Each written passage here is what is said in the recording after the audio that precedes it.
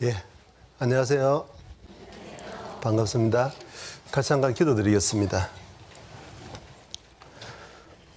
우주와 그 가운데 만유를 창조하시고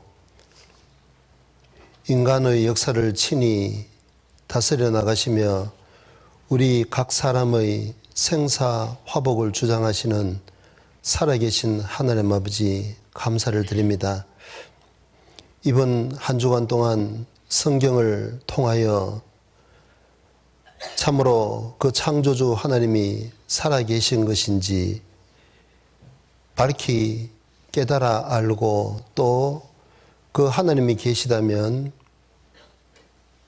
저희들을 창조한 목적이 있을 것인데 어떻게 그 목적을 이룸으로 말미암아 우리 각 사람이 안고 있는 인생의 모든 문제에 대한 답을 얻을 수 있도록 도와주시기를 간절히 빌고 원합니다. 여기 말씀 앞으로 나온 각 사람의 영혼을 살아계신 주님 은혜의 손길 가운데 온전히 부탁드립니다. 친히 그 마음을 두드리시고 열어주셔서 참으로 이 성경이 하나님 말씀이라는 것을 밝히 깨달아 알 수 있도록 도와주시고 영생으로 인도될 수 있도록 축복하여 주시옵소서.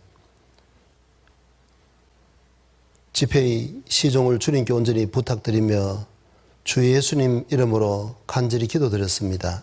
아멘. 성경 창세기 2장을 찾겠습니다. 구약 성경 제일 처음 시작입니다. 창세기 2장 8절 찾으면 제가 한번 읽어보겠습니다. 여호와 하나님이 동방의 에덴에 동산을 창설하시고 그 지으신 사람을 거기 두시고, 이 성경의 시작 부분에 인간 역사의 시작은 에덴 동산이라는 곳에서 시작되었다고 기록을 하고 있습니다. 그런데 그 에덴 동산이 어떤 사람들이 생각하는 것처럼 추상적이고 가상의 세계일까? 아니면 정말 존재했던 실존의 세계였던 것인가? 자, 그걸 우리가 이제 생각을 해봅니다. 그런데 여기 보면 동방의 에덴에 그렇습니다. 동쪽이라는 것인데 무엇을 기준으로 동쪽인 것인가? 이번 한 주간 동안 성경을 배우면서 주로 그 내용을 많이 다룰 텐데, 일단 이 성경에 기록한 이 지구상의 기준점은 이스라엘로 기록이 되어 있습니다. 그러니까 지중해 바로 옆에 이스라엘이라는 나라가 있고, 그러면 동방이라는 것은 그 이스라엘을 기준으로 해서 동쪽에 있었다는 거죠. 우리나라는 이스라엘을 기준으로 하면 어디쯤 되겠습니까? 이건 너무 어려운 문제를 내가지고. 죄송합니다. 처음부터 너무 어려운 문제를. 우리나라는 극동이라 그러잖아요. 그렇게 이야기할 때도 무엇을 기준으로 극동이라 하는 것일까? 지중해입니다. 이스라엘입니다. 그래서 그 나중에 배우겠습니다만은, 이스라엘의 수도 예루살렘에 가면 그 가장 중요한 자리에, 회교 사원이, 오마르라는 회교 사원이 있고, 거기에 가면 추가 이렇게 드리워져 내려 있습니다. 그래서 그 밑에 기록되기를 여기가 지구의 중심이다, 그렇게 기록이 되어 있어요. 그 기준점은 이스라엘인데, 이스라엘로부터 동쪽에 에덴이라는 곳이 있었다고 기록을 하고 있습니다. 그런데 그 에덴의 정확한 지정학적인 위치가 어디일까? 10절에 강이 에덴에서 반론하여 동산을 적시고 거기서부터 갈라져 네 근원이 되었으니 첫째 이름은 비손이라 금이 있는 하윌라 온 땅에 둘렸으며 그 땅의 금은 정금이요 그것에는 베들리엄과 호마노도 있으며 둘째 강의 이름은 기혼이라 쿠스 온 땅에 둘렸고 셋째 강의 이름은 힛대길이라 아수르 동편으로 흐르며 넷째 강은 유보라 되더라. 이 인간 역사가 시작됐다는 에덴 동산은 사람들이 지어낸 가공의 이야기가 아니고 실제 어떤 한 지역을 정확하게 묘사를 하고 있습니다.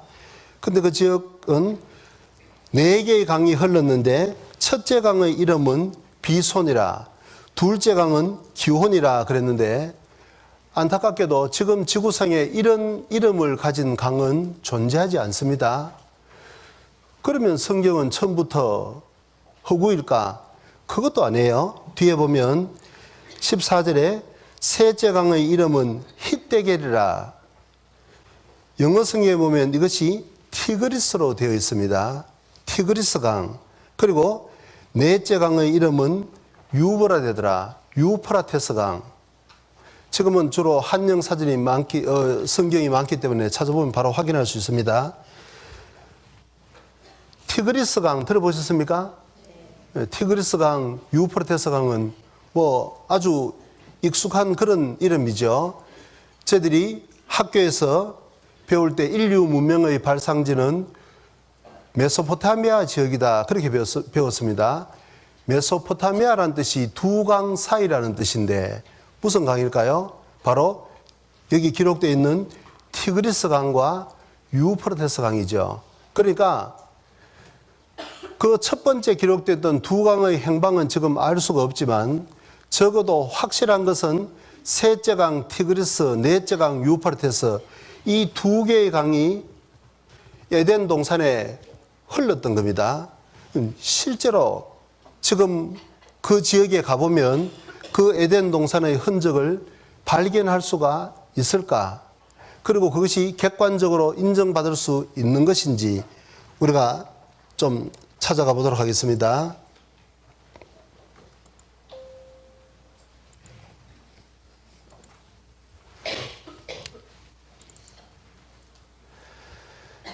세계 지도입니다. 중동 지역입니다. 이 사우디아라비아 위로 이라크가 있고 시리아가 있고 여기 보면 좀 보이세요?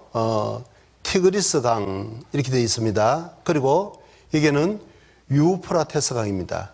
그러니까 이 두 개의 강이 터키에서 반론하여 이라크를 경유해서 페르시아만으로 흘러 들어가는데 이 두 개의 강이 만나서 이루어지는 이 삼각주 지역, 이 비호간 지역을 보고 메소포타미아다 이렇게 이야기를 합니다. 잘 아는 대로 세계 최초 인류 문명의 발상지라는 겁니다. 그런데 참 이상한 것은 성경에는 이 지역이 에덴 동산 옛자리라고 말씀하고 있는데 그런데 지금 그 중동 지역에 가보면 대부분 메마른 사막입니다. 그 정도는 상식이지 않습니까? 그러면 에덴 동산이라면 그야말로 지상낙원 유토피아였을 텐데 어떻게 해서 이렇게 메마르고 황량한 사막일까? 성경은 그 이유를 또 밝히고 있습니다. 성경 구약 성경 에스겔서 31장입니다.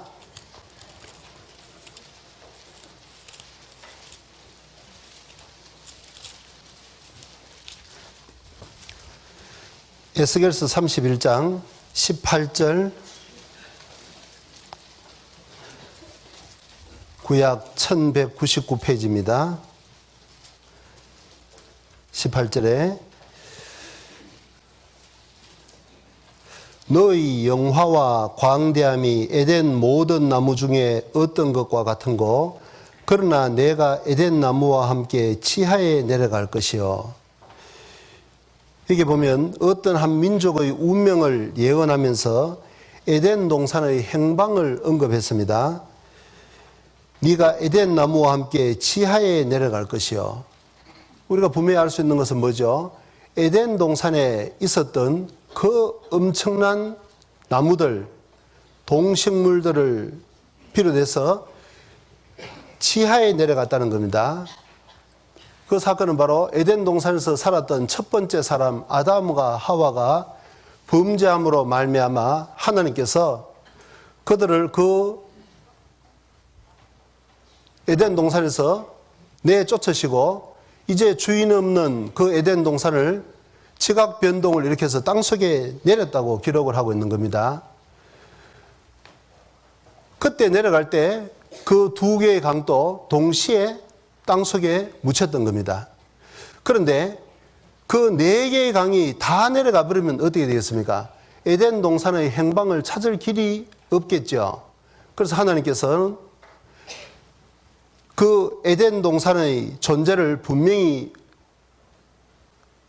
사람들에게 알리기 위해서 두 개의 강은 땅속에 내렸지만 두 개의 강은 그대로 보존을 하시고 이름도 변하지 않도록 하나님께서 지켜주신 겁니다.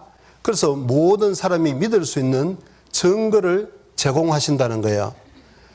자, 그걸 먼저 생각을 하고 좀 더 이 자료를 보도록 하겠습니다. 대부분 사막인데, 근데 참 이상한 것은 잘 아시는 대로 이 메바른 사막에서 뿜어져 올라오는 것이 무엇인지는 아시죠? 석유입니다. 예.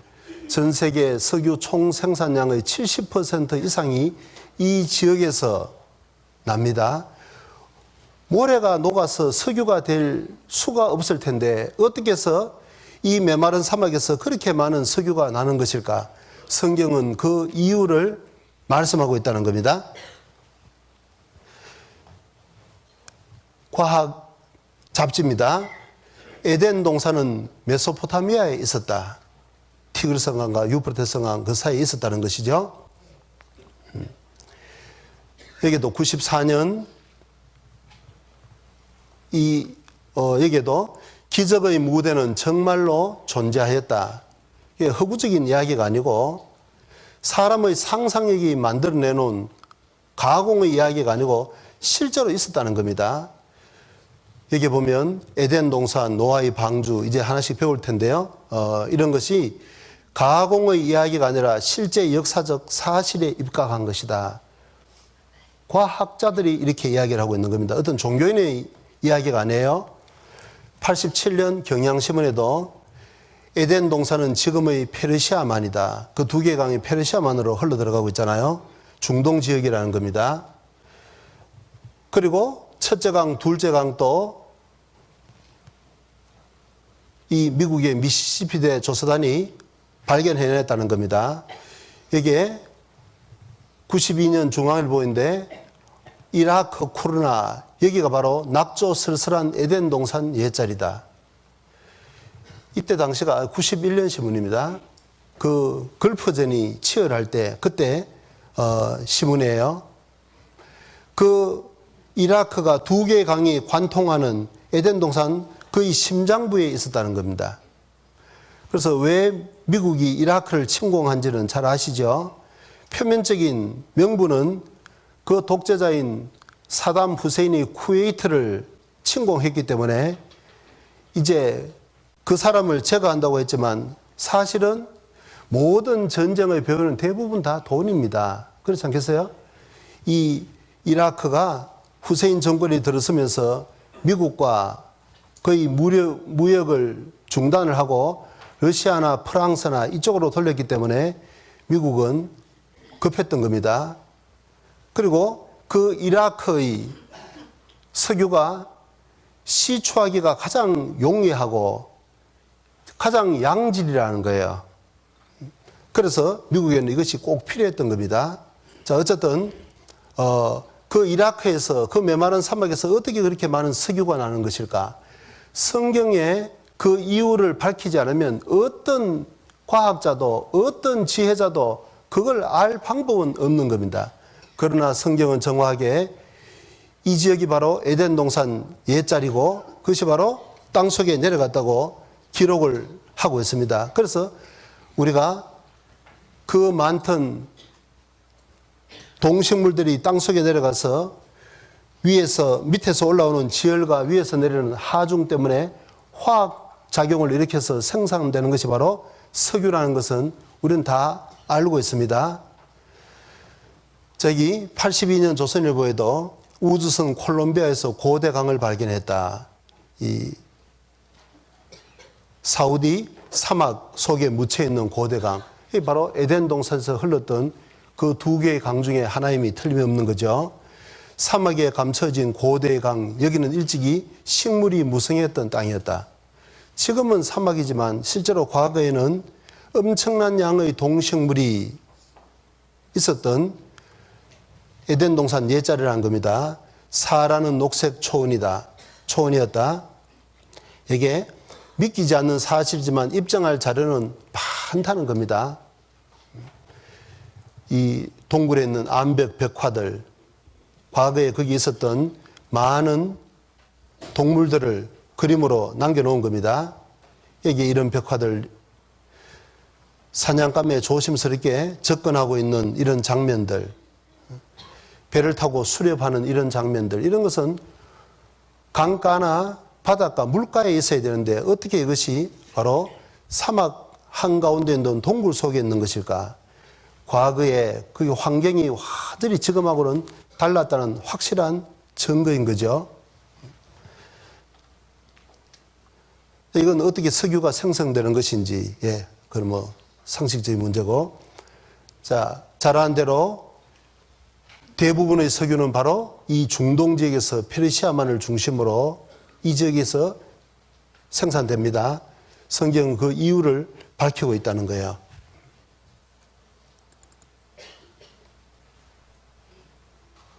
삼거리 같이 세 개의 강줄기가 뭉쳐있는 곳이에요. 창세기 에덴 동산의 위치를 설명할 때 네 개의 강이 나온다. 그 중에서 두 개가 바로 유프라테스와 티그리스 강이다. 그다음 성경 구절에 입각해서 이곳이 바로 에덴 동산에 있는 곳이 아니겠는가. 그런 아랍 사람들의 전승이 있고요. 자, 이제 남서쪽으로 아주 황량한 지역이 있는데 이곳이 수메르 시대, 즉 메소포타미아 최초의 문명, 지금으로부터 5천년 전부터 발달했던 그러한 고대 도시 에리두가 있는 곳입니다. 어떤 자갈밭에서 우리는 교화목을 발견했습니다. 오랜 세월에 걸쳐 나무가 형태는 유지하되 내용물이 규산 성분으로 대체된 말하자면 나무 화석입니다. 나무가 돌로 변했지만 나무의 원형을 간직하고 있는 것이죠. 이들 교화목 가운데 길이가 20m는 실이 되는 것을 찾았습니다. 사막에서 이런 나무가 자랐다는 것은 불가능한 일이므로 먼 옛날 이곳의 환경이 지금과 같지 않았을 거라는 추측을 해봤습니다. 우리가 찾아서 조립한 것은 놀랍게도 공룡의 다리뼈였습니다.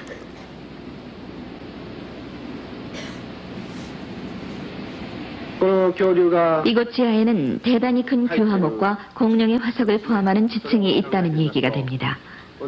이 화석들은 이 일대에 한때 커다란 나무들과 공룡이 살았었다는 분명한 증거라고 할 수 있으며, 그렇다면 그 옛날 이곳은 물과 비가 충분했던 곳이었다고 할 수 있습니다. 우주 공간에서 사하라 사막을 봄으로써 이곳은 한때 물이 풍부했던 지역임을 알 수 있었습니다. 사막의 모래는 한껏 메마른 데다 입자의 분포가 비교적 고르기 때문에 특정한 파장의 전자파는 그대로 통과시킵니다. 사막 모래의 이러한 특성을 이용해서 모래 및 지형을 탐사할 수가 있었습니다. 전파는 6m쯤 되는 모래층은 통과를 했지만 이내 그 밑에 있던 모함에 반사되었던 것인데, 보시는 것이 사막이 되기 전 이곳의 지형입니다. 모래벌판 밑에서 강물이 흘렀던 흔적들이 나타납니다. 오늘날 모래구름과 모래폭풍 속에 있는 사막을 보자면 언뜻 수긍이 안 가는 얘기입니다. 이 그림들을 보면 적어도 6,000년 전까지는 강들이 있었고 동식물이 풍부했던 녹색의 사하라가 연상됩니다. 자, 제가 성경의 가장 처음 시작의 한 토막을 소개를 해드렸는데 여러분 어떻게 생각하세요? 저는 성경을 이렇게 배우기 전에는 교회당에는 한 번도 가보지 않았습니다. 이건 하나의 종교라고 생각했고 나 한 사람 성실하게 살고 또 능력이 허락되는 대로 다른 사람을 돕고 살면 되지 굳이 어떤 종교에 매일 필요가 있을까? 그렇게 생각했습니다. 그리고 이 성경은 하나의 도덕책으로 그런 선입견을 가지고 있었습니다. 그런데 제가 한 25살 돼서 이 성경을 처음 배웠을 때 너무 충격적이었다는 거예요. 제가 가지고 있던 그런 선입견하고 정작 이 성경의 내용은 전혀 들어맞지 않았다는 겁니다. 성경은 무슨 도덕을 이야기하려는 것이 목적이 아니라는 거예요.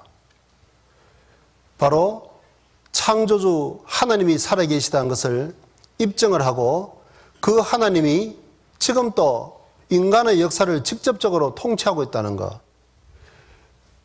그러면 그 창조주가 있다면 창조의 목적이 있을 게 아니냐 그 말이에요. 그리고 우리 각 사람을 향한 틀림없는 목적이 있다는 겁니다. 그리고 사람은 그것을 발견했을 때 모든 문제에 대한 답을 얻을 수 있다는 거예요. 그래서 이제 우리가 그것을 실제로 이제 하나씩 배울 텐데, 그러면 이 성경을 한마디로 요약하자면 어떻게 요약할 수 있을까? 성경 스스로가 말씀을 하고 있습니다. 성경 요한복음 17장입니다. 신약 성경 요한복음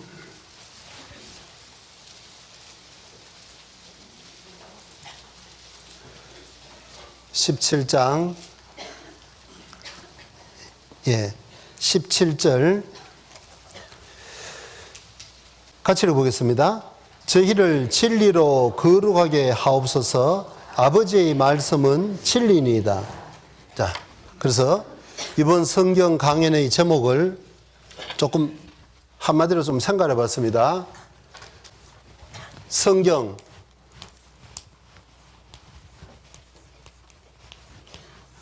여기는 아버지의 말씀이라 그런데 당연히 이제 성경을 이야기하고 있는 겁니다.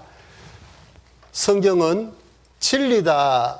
성경 스스로는 성경 자체를 진리다. 그렇게 알고 있습니다. 진리라는 말은 진리를 알기 위해서는 진리의 반대되는 개념을 생각해 보면 되겠죠. 진리의 반대는 뭐겠습니까? 당연히 거짓이겠죠. 자, 거짓이 진리가 될 수는 없는 거지 않습니까? 그러니까 이 진리라는 것을 좀 쉽게 쉬운 단어로 표현한다면 사실이다. 그렇게 이야기할 수 있을 겁니다. 자, 성경은 사실이다. 성경 스스로가 그렇게 말씀하고 있다는 겁니다. 이것은 이제 우리가 실제로 한번 배워서 스스로가 발견해야 되는 문제고, 제가 그 중에서 에덴 동산 하나를 소개해 드렸습니다만은 그 하나만 보더라도 참 이상하지 않습니까? 우리가 생각할 때는 성경은 원수를 사랑하라, 오른편 뺨을 치면 왼편도 돌려라, 그런 도덕적인 책으로 생각을 했는데 우리가 처음 펼쳐봤던 시작은 에덴 동산 역사로 시작한다는 거죠. 그럼 그건 적어도 도덕적인 이야기는 아닌 겁니다. 성경에서 말씀하고자 하는 가장 핵심 메시지는 바로 성경은 진리라는 것인데, 그럼 이 진리 중에 가장 중요한 것이 뭘까? 성경의 부피가 이렇게 두꺼운데 그 중에 가장 핵심적인 것은 뭐겠냐 그 말이에요. 우리가 어떤 책이든 책이 있으면 저자의 의도가 있을 게 아니에요. 어떤 목적을 가지고 그 책을 기록했을 것 아닙니까? 그러면 정말 하나님이 계셔서 그 하나님이 이 성경이라는 책을 기록을 하셨다면 틀림없이 무슨 목적이 있을 거다 그 말이죠. 그런 목적도 없이 막연하게 어떤 책을 읽는다면 아무리 읽어도 무슨 주제나 또 거기서 큰 교훈을 저자가 전달하고자 하는 가장 중요한 것을 얻을 수는 없을 겁니다. 그러면 성경에서 말씀하는 가장 중요한 핵심 내용은 뭘까? 누구한테 마이크를 좀 드릴까요? 눈 감고 계신 분한테 이제 넘어갑니다. 아직 전혀 없으신데. 자, 그걸 알려면 일단 보통 책 같으면 앞에 목차를 보면 뭐 아니면 머릿말 같은 것을 보면 좀 알 수 있을 텐데 안타깝게도 성경에 그런 내용은 없어요. 그러면 제일 마지막에 결론을 보면 좀 쉽게 알 수 있을 것 같아요. 그렇지 않습니까? 책의 제일 마지막은 어떤 결론을 내리는 것이니까. 자, 그럼 결론 부분을 한번 보겠습니다. 요한계시록 21장, 성경 제일 마지막입니다.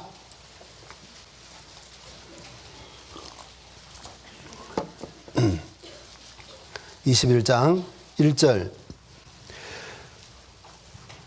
또 내가 새 하늘과 새 땅을 보니 처음 하늘과 처음 땅이 없어졌고 바다도 다시 있지 않더라.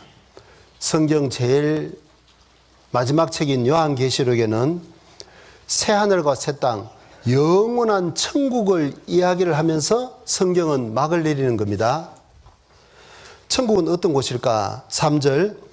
내가 들으니 보호자에서 큰 음성이 나서 가로되 보라, 하나님의 장막이 사람들과 함께 있음에 하나님이 저희와 함께 거하시니 저희는 하나님의 백성이 되고 하나님은 친히 저희와 함께 계셔서 모든 눈물을 그 눈에서 씻기심에 다시 사망이 없고 애통하는 것이나 곡하는 것이나 아픈 것이 다시 있지 아니하리니 처음 것들이 다 지나갔음이라. 그 새하늘과 새 땅, 하나님이 사람에게 주시고자 하는 그 영원한 천국은 어떤 곳이냐? 3절 마지막 부분에 하나님이 친히 저희와 함께 계셔서 하나님이 사람들과 함께 계신다는 겁니다. 모든 눈물을 그 눈에서 씻기심에 다시 사망이 없고 애통하는 것이나 곡하는 것이나 아픈 것이 다시 있지 않다. 부정적인 것들, 걱정, 근심, 고통, 그런 것이 전혀 없는 완전한 사랑의 세계, 완전한 안식의 세계, 그 완벽한 세상이 바로 천국이고 하나님이 우리 각 사람에게 주시고자 하는 것은 바로 이곳이라는 겁니다. 그런데 이 세상은, 우리가 지금 살아가고 있는 이 세상은 어떤 곳입니까? 눈물이 있죠. 많은 어려움이 있습니다. 사람은 울면서 태어나서 울면서 살다가 또 고통 속에서 삶에 막을 내리는 거잖아요. 그런데 천국에는 그런 것이 없어요. 다시 사망이 없고 죽음이라는 것이 없다는 겁니다. 아픈 것이나 애통한 것이나 곡하는 것이나, 왜 이 세상에 이런 부정적인 것들이 있을까요? 이런 고통스러운 것이 있을까요? 한마디로 말하자면 그것은 죄 때문에 그런 겁니다.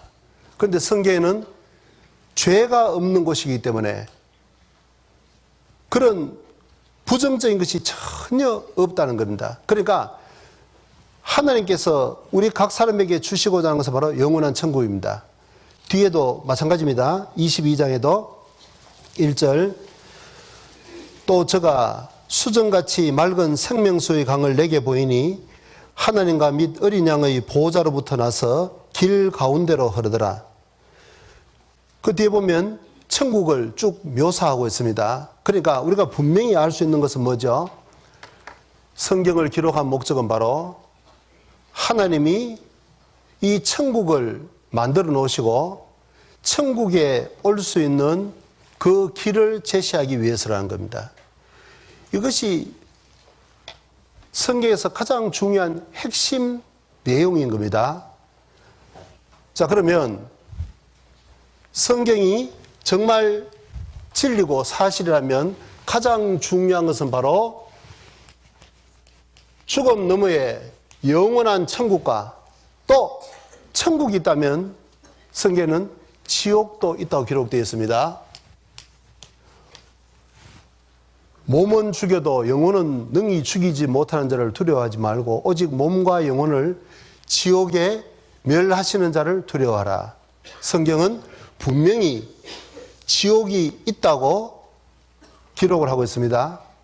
그러니까 사람은 죽음으로 끝이 아니고 정말 하나님이 계시다면, 정말 성경이 사실이라면 죽음 너머에 영원한 천국이든 영원한 지옥이든 두 곳 중에 어느 한 곳을 실제로 간다는 겁니다. 이것이 성경이 말씀하고 있는 가장 중요한 내용이다 그 말이에요. 어떻게 생각하세요? 제가 처음부터 이 잘못 이야기한 것은 아니겠죠? 절대로 동의 못하겠다는 분 혹시 손 들어보세요. 예. 저는 성경을 그대로 전해드렸습니다. 자, 그럼 이제 중간의 내용들도 과연 이것을 뒷받침하고 있는지 좀 찾아보겠습니다. 요한복음 5장입니다. 제가 처음이어서 좀 성경을 좀 많이 찾는데, 좀 지나면 시간 관계상 조금 중요한 부분만 같이 찾아보도록 하겠습니다. 요한복음 5장 39절 같이 읽어보죠. 너희가 성경에서 영생을 얻는 줄 생각하고 성경을 상고하거니와 이 성경이 곧 내게 대하여 증가하는 것이로다. 이 말씀을 하신 분은 바로 예수님입니다. 예수님은 너희가 그때 당시에 예수님 앞에 있었던 유대인들, 이 시간 누구였습니까? 우리 각 사람에게 지금 말씀하고 있습니다. 우리 각 사람이 성경에서 영생을 얻는 줄 생각하고 성경을 상고한다 그렇습니다. 우리가 성경을 배우는 목적은, 상고라는 것은 자세히 살핀다는 것이죠. 자세히 공부하는 이유는 바로 영생을 얻기 위해서라는 거예요. 이 성경에서. 영생은 뭐겠습니까? 그것도 이해하기 위해서는 반대말을 생각해 보면 좀 쉽게 이해할 수 있겠죠. 영생. 영원히 사는 것의 반대는 아마 죽음일 겁니다. 그러나 성경에서 죽음이라는 것은 둘째 사망, 곧 지옥을 이야기하는 거예요. 영멸이라는 겁니다. 영원히 고통받는 세계. 그러니까 그것의 반대 영생은 어때요? 영원히 하나님과 함께 사랑을 나누면서 사는 세계, 바로 천국입니다. 똑같은 이야기죠. 그래서 우리가 성경을 배우는 목적은 분명히 영생을 얻기 위해서라는 거예요. 이 영원한 천국에 들어갈 수 있는 그 길을 발견하기 위해서라는 겁니다. 자, 그럼 다른 데 계속 안 찾아봐도 되겠죠? 성경에서 말씀하고 있는 가장 중요한 핵심 방향을 분명히 알아야 되는 겁니다. 이것을 놓쳐버리면 많은 사람들이 교회를 나가면서도 어떤 사람은 교회에 나가서 많은 은혜를 받아서 병이 나았다, 무슨 방언을 한다, 기도에 응답이 있다, 어려움이 있는데 기도해서 그것이 해결되었다. 뭐 많은 은혜를 받았다고 이야기하는데 가장 중요한 알맹이, 핵심은 완전히 다 놓쳐버린 사람들이 너무나도 많다는 거예요. 그런 분들에게 정말 천국 갈 확신이 있습니까? 그렇게 물으면 아유, 부족했어요. 그걸 어떻게 사람이 알 수 있습니까? 죽어봐야 알지. 이런 식으로 나온다는 거예요. 참 이상하지 않습니까? 가장 중요한 핵심 내용은 속 빼먹어버리고 엉뚱한 것만 잡고 있는 겁니다. 물론 성경에 병이 낫는 신유라는 것도 있고 방언도 있고 이적도 있고 또 기도의 응답도 있지만, 그러나 가장 중요한 핵심 내용이 있을 거 아니에요. 그것은 바로 영생이라는 겁니다. 그래서 이번 집회 끝날 때까지 그것을 마음속에서 놓쳐버리면 안 됩니다. 거기에 초점을 맞춰놓고 말씀을 들으시면 사실 이해하기가 아주 쉽게 되어 있다는 거예요. 저희들 어릴 때 어머니나 그 고모들이 이 털실을 가지고 조끼도 뜬다 그럽니까? 뜨개질을 했잖아요. 가끔씩 가다 이렇게 실이 이렇게 뭉쳐버립니다. 잘못 당기면 더 꼬이는 수가 있잖아요. 그걸 하나 푸는 것을 보고 뭐라 그러죠? 전혀 모르시는가 봐, 이거. 한국분 아닌 것 같은데. 코라 그러지 않습니까? 예. 그 코를 딱 잡아서 당기면 쭉 풀립니다. 그러니까 이 성경을 푸는 핵심 키는 바로 영생이라는 거예요. 우리는 영생을 얻기 위해서 이 성경을 배우는 겁니다. 자, 그래서 이제 그 성경에서 말씀하고자 하는 가장 중요한 핵심을 놓쳐버린 사람들의 자화상, 뭐 멀리 갈 것도 없고, 여러분들은 지금까지 무엇을 얻기 위해서 사느냐? 무엇을 얻기 위해서 지금까지 그렇게 바쁘게 살아오셨습니까? 이 가장 중요한 핵심을 놓쳐버린 사람들을 이제 한번 보죠. 사람은 누구든지 의문을 갖고 살아갑니다. 사람은 나는 어디서 왔다가 무엇을 위해서 살다가 어디로 가는 것일까? 그건 사람이 존재하자마자 가지고 있는 본능적인 의문인데, 그걸 조금 학문적으로 이렇게 요약한 것이 바로 2000수백 년 전 그리스의 철학자들입니다.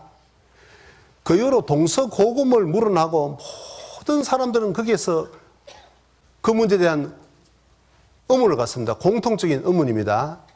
그걸 가지고 시도 짓기도 하고 거기에 곡을 붙여서 노래도 부르고 하잖아요.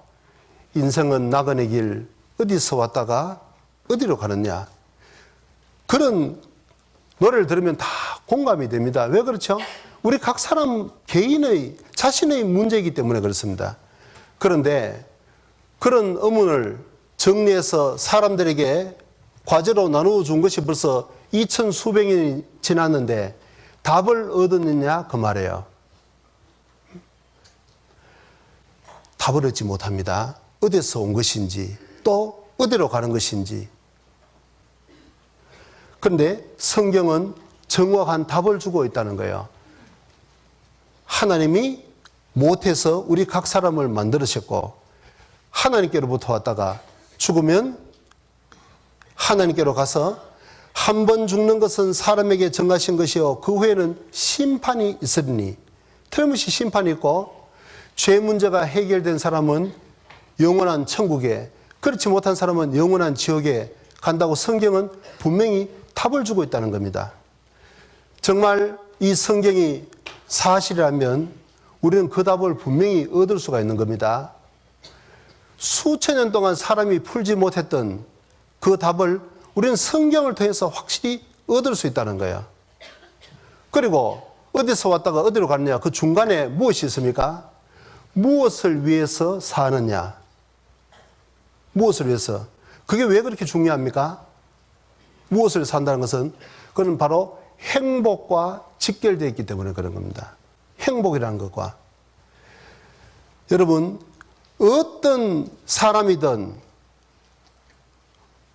가서 물으면 사람이 사는 목적이 무엇입니까? 그렇게 물으면 대답은 사실 똑같습니다.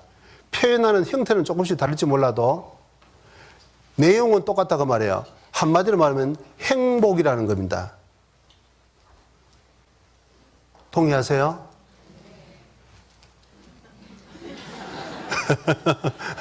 행복. 그러면 문제는 뭐냐면 그건 다 동의하는데 행복의 실체가 뭐냐? 무엇을 얻으면 정말 행복할 것이냐? 정말 만족할 것이냐? 아무런 부러운 것도 없고 언제 죽어도 이한이 없는 그 행복의 실체는, 행복을 가져다 주는 가장 실체는 뭐냐 그 말이에요. 거기에 대해서는 사람은 답변을 못합니다. 대부분의 사람은 일단 그 행복을 얻기 위해서 마음의 평강, 기쁨, 안식, 어떤 불안도 초조도 두려움도 없는 얻기 위해서 그건 뭘까? 대부분은 이제 본능적으로 돈을 생각합니다. 돈이 많으면 정말 걱정도 없고 아무런 문제도 없을까? 돈만 있으면 죽음 문제도 다 해결되는 것일까? 어떻습니까? 그렇지 않다는 것은 시험 치면 초등학생들도 다 아니다 답을 하는데 문제는 대안이 없다는 거예요. 그렇지 않습니까? 지금은 고인이 되었습니다마는 현대 창업주 그 정주영 회장, 맨손에서 세계적인 갑부가 되었습니다. 그런데 그분이 언젠가 한번 대통령에 출마했죠. 그 돈으로 만족이 있었다면 무엇하러 또 권력까지 잡으려고 나섰겠나 그 말이에요. 뭔가 돈으로 만족이 안 되는 것이 있었다 그 말이에요. 그분이 생각할 때는 이 돈 가지고는 요 가지고는 뭐 조금 부족해. 그러니까 권력까지 휘어잡으면 정말 만족할 거라고 생각하니까 출마까지 하셨겠죠. 돈으로 결코 만족이 안 된다는 겁니다. 20세기 초에 미국 최대 부자는 하워드 휴즈라는 사람이었습니다. 항공사도 가지고 있고 영화계도 손을 대고 기자들이 그 사람에게 물었습니다. 만족하십니까? 만족 없습니다. 그러면 얼마를 더 가지면 만족하겠습니까? 물었을 때 그 사람 대답이 뭔지 아세요? 몰라도 괜찮아요. 그렇게 중요한 거 아니니까. 그런데 그 사람 대답이 뭐냐면 무조건 지금보다 더, 그렇게 대답했습니다. 무조건 지금보다 더. 그러니까 9억을 가지고 있으면 도저히 성이 안 차요. 10억을 채우고 싶고. 그럼 10억까지면 만족할까? 어림도 없겠죠. 20억을 채우고 싶고. 소용없다는 이야기입니다. 그 다음에, 자, 돈도 아니고, 그 다음엔 사람은 아까 말씀드린 것처럼 돈으로 만족이 안 되고, 그 다음에는 권력을 찾습니다. 권력을 가지면 만족하지 않을까? 제가 일본 오사카 성에 한번 가본 적이 있습니다. 집회차 갔더니 그 도요토미 히데요시라는 사람, 그 사람이 직접 적은 병풍이 있었습니다. 저는 뭐 일본어를 배우지 않아서 직접적으로 못 읽었습니다만은 한글로 번역을 해놨더라고요.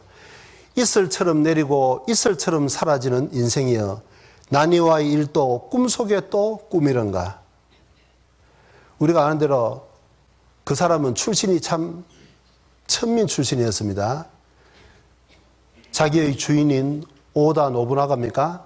정말 잘 모르겠습니다만은 그 사람을 모셨는데 얼마나 충성스러운지 그 사람이 어떤 사람과 밤에 회담을 하면 주인의 신발을 가슴속에 품고 눈을 소복이 맞으면서 바깥에 서 있었대요.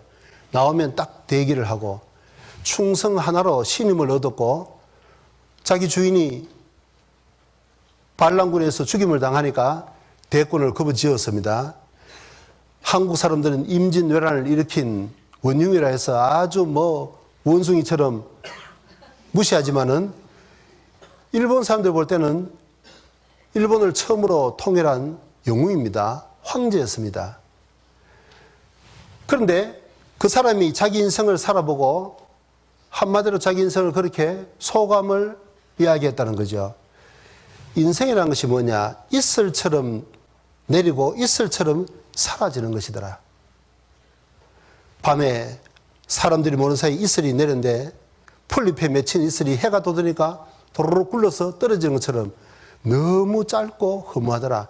난이와의 일도 자기가 그 비참한 출신에서 황제가 됐을 때 얼마나 좋았겠습니까? 아마 모르긴 몰라도 몇 달 동안은 구름 위를 붕붕 떠다니는 기분이었을 겁니다. 그런데 그것도 시간이 지나니까 일상이 되니까 아무것도 아니더라 그 말이죠. 꿈속에 또 꿈이더라. 인생이라는 것 자체가 일장춘몽 한바탕 꿈인데 인생의 가장 절정의 순간도 꿈속에 또 꿈이더라. 무슨 이야기입니까? 너무 짧은 것이고 깨고 나면 아무것도 아닌 것처럼 너무 허망하더라.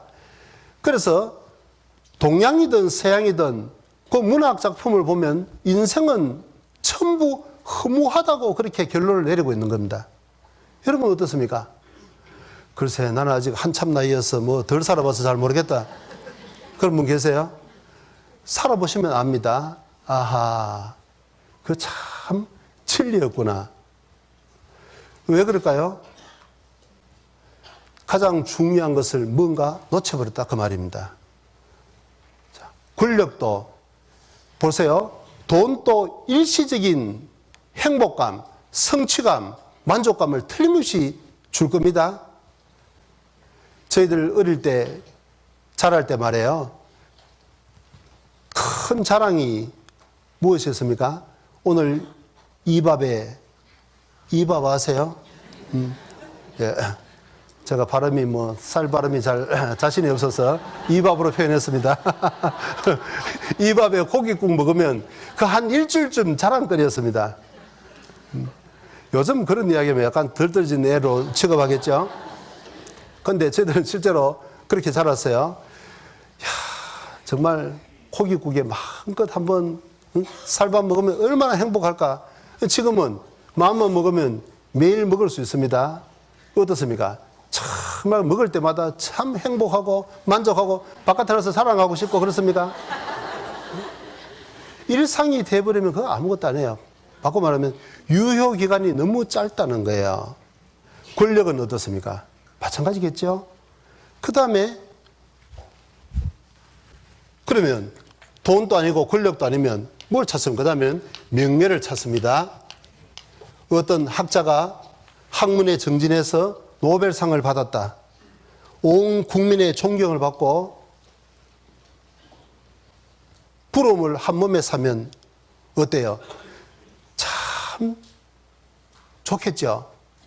그 성취감, 그 만족 틀림없이 있을 겁니다. 그런데 항상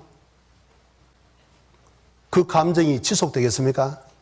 그것도 아니겠죠. 금방 사라질 겁니다. 잠깐 한번 막 그런 분들 한꺼번에 요약해서 한번 좀 보죠. 일일이 다 찾을 수 없으니까.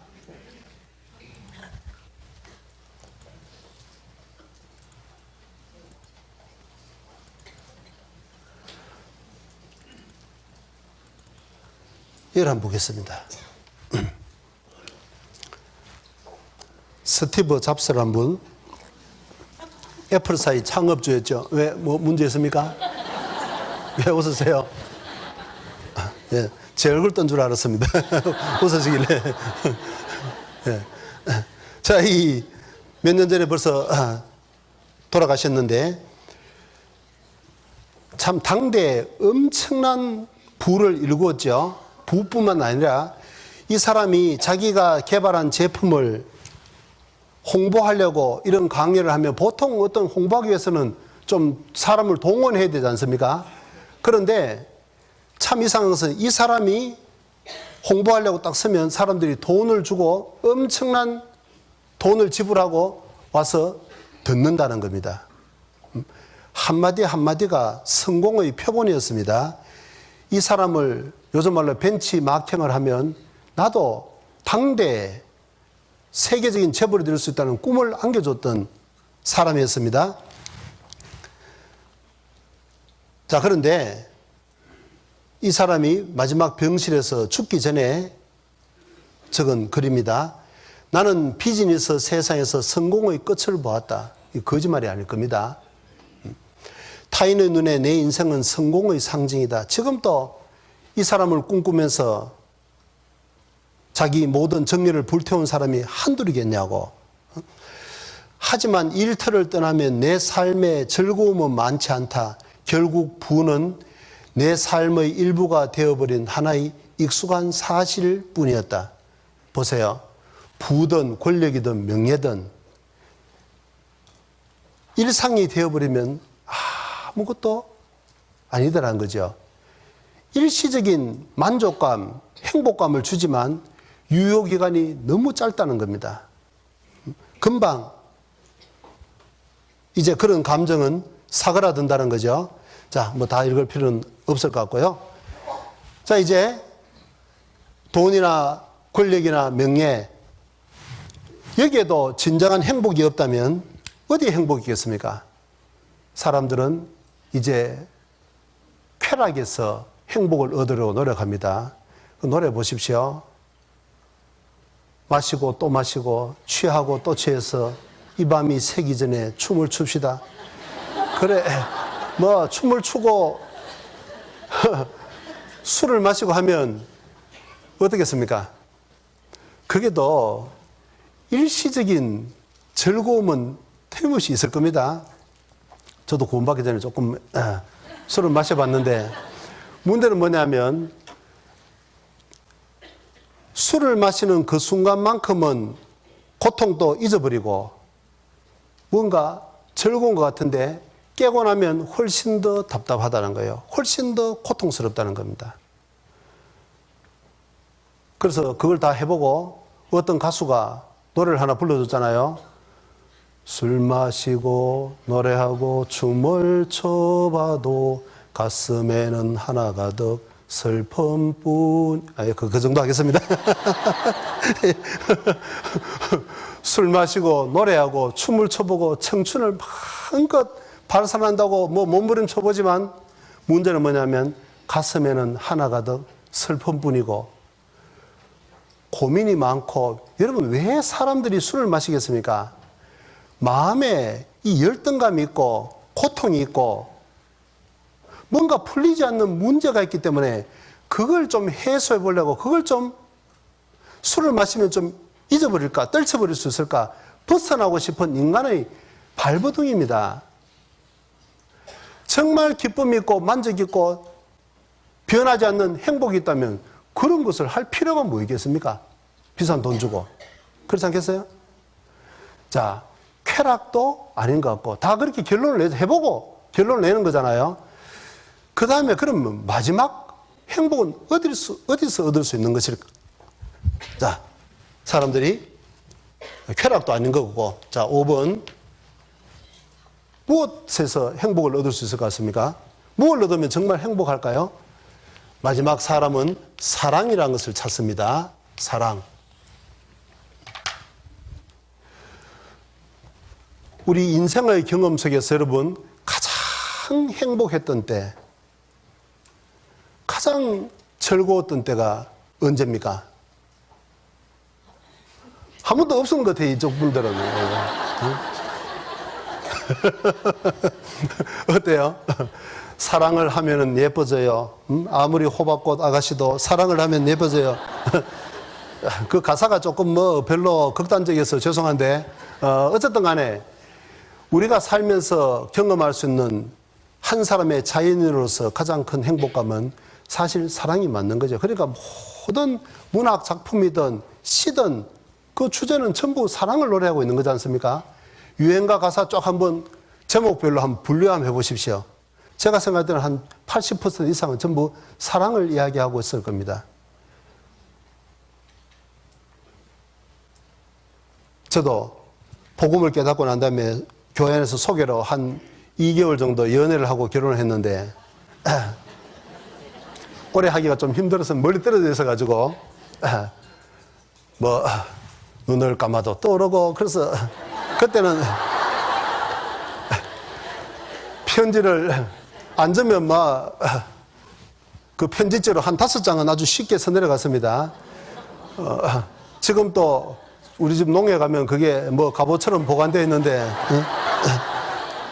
뭐 좀 마음에 안 들면 그거 끄집어내서 협박을 해요. 지금 보면 유치하기 짝이 없는데 그때는 심각했습니다. 참 행복했는데 문제는 뭐냐면 그러면 이 행복을 영원히 간직하기 위해서 결혼을 했는데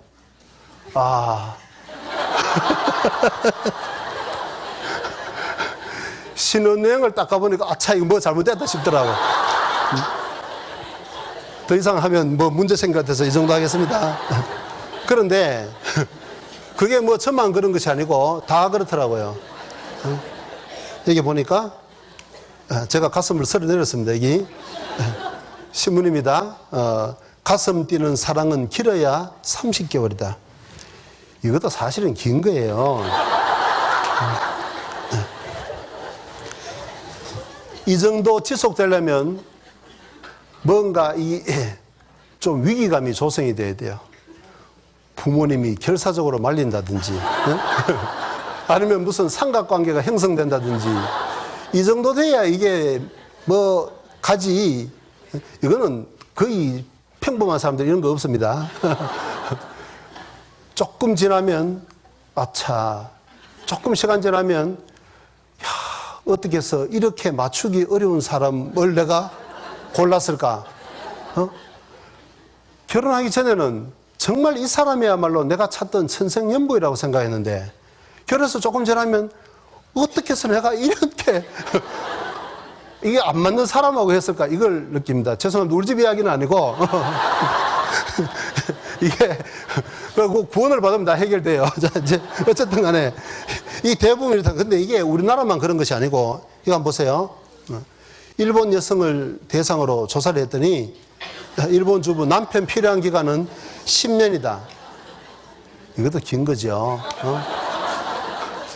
10년 지나면, 저 어디에 필요한 물건인지 잘 몰라.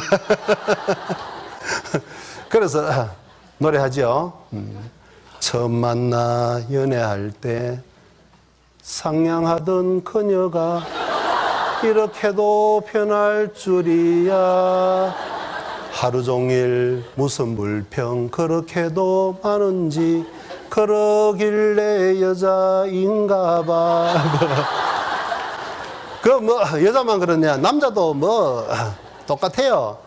처음 만나 연애할 때 사상하던 그이가 이렇게도 변할 줄이야. 하루 종일 말도 없이 무뚝뚝한 그 인간 속상해요. 어쩌면 좋아. 참 이상하지 않습니까? 우리가 그토록 추구했던 돈도 권력도 명예도 쾌락도, 쾌락은 좀 한심해서 빼버렸습니다. 자, 이제 사랑도 너무 짧다는 거예요. 잠깐 무슨 행복감을 주는 것 같은데 조금 지나면 다 사라져 버려요. 이거 왜 이렇게 씁니까? 그럼 무엇을 얻으면 야 이거다. 진짜 행복이라는 것은 무슨 시작했다가 곧 끝나는 것이 아니고 영원히 지속되고, 아니 더 증가로 영원히 지속돼야 될 텐데 왜 그런 것이 없냐 그 말이에요. 생각해 보셨습니까? 이유가 뭐겠습니까?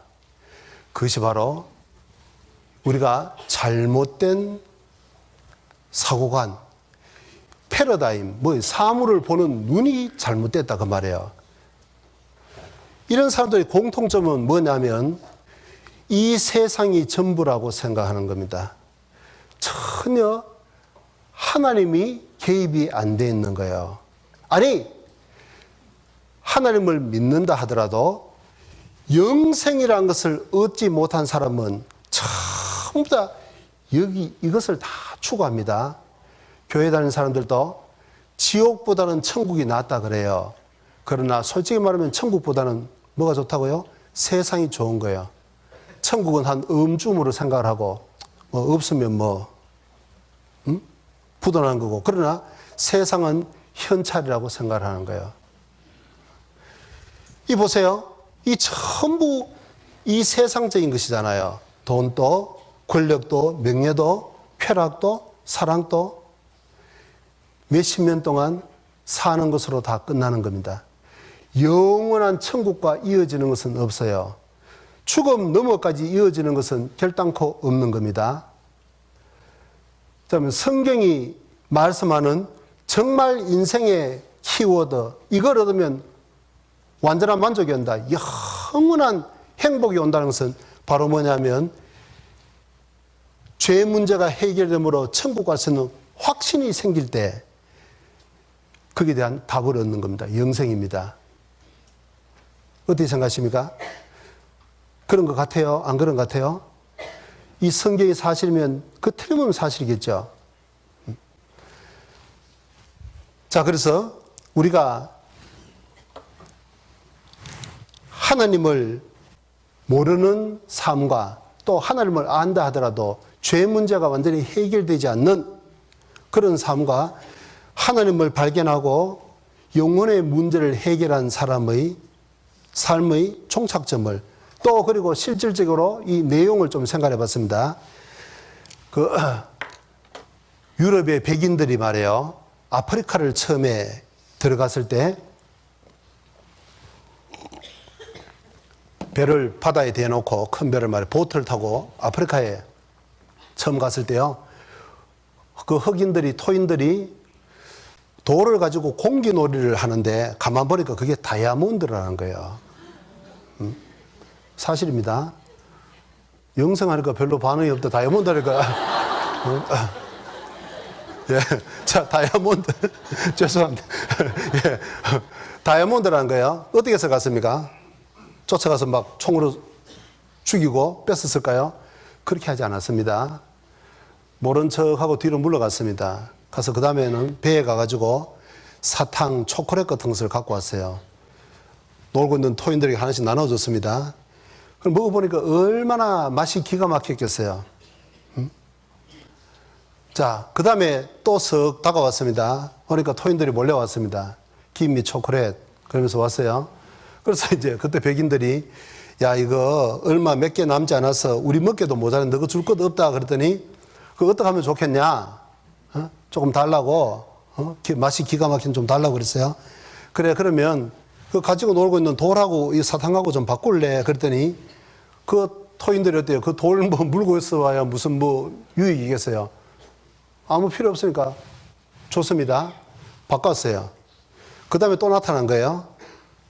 흔들었습니다. 좀 달라고 또 모여들었어요. 근데 이제는 돌멩이가 없어요.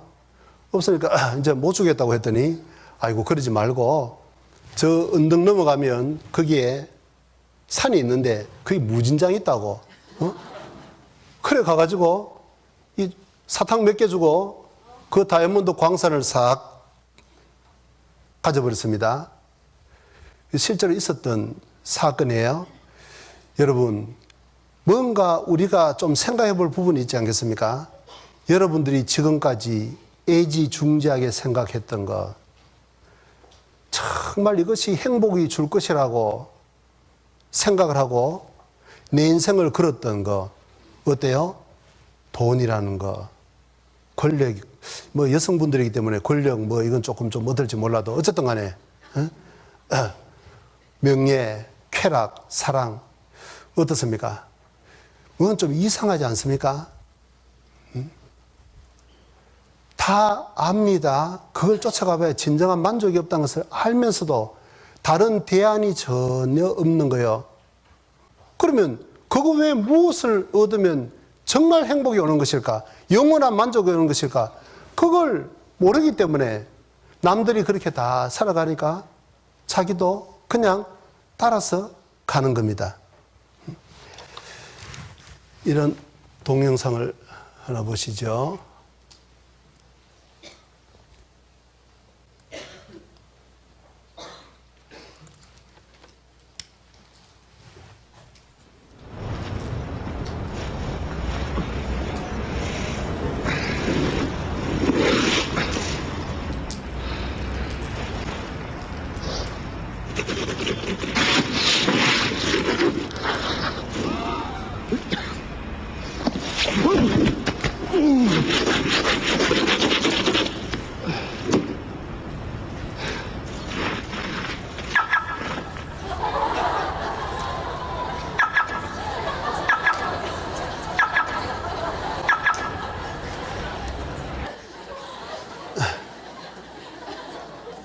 뭐 깨달으셨습니까? 자, 이 사람만 한심한 것이 아니고 여러분은 어떻습니까? 여러분 인생의 종착역은 어떻게 될 것 같습니까? 지금까지 살아오셨던 것은 돈을 위해서 이런저런 것을 위해서 아무리 열심히 성실히 다른박질 한다고 하지만 어때요? 그 종착역은 결국은 모든 사람들이 다 살아봤습니다. 수천 년 동안 사람들의 소감은 다 똑같습니다. 허무하다는 것, 인생 무상이라는 것. 허무하다는 것이 뭐예요? 성경에 보면 어부가 그물을 던져서 고기를 잔뜩 잡았는데 밤새도록 한 마리도 못 잡았는데 말이에요. 새벽녘에 밤새도록 예수님이 오른편에 깊은 데로 가서 오른편에 그물을 내리라고 하니까 그물을 잡았는데 찢어지게 됐습니다.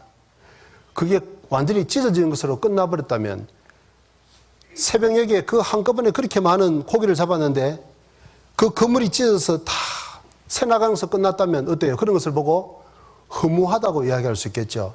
수고에 대한 대가가 전혀 없다는 겁니다.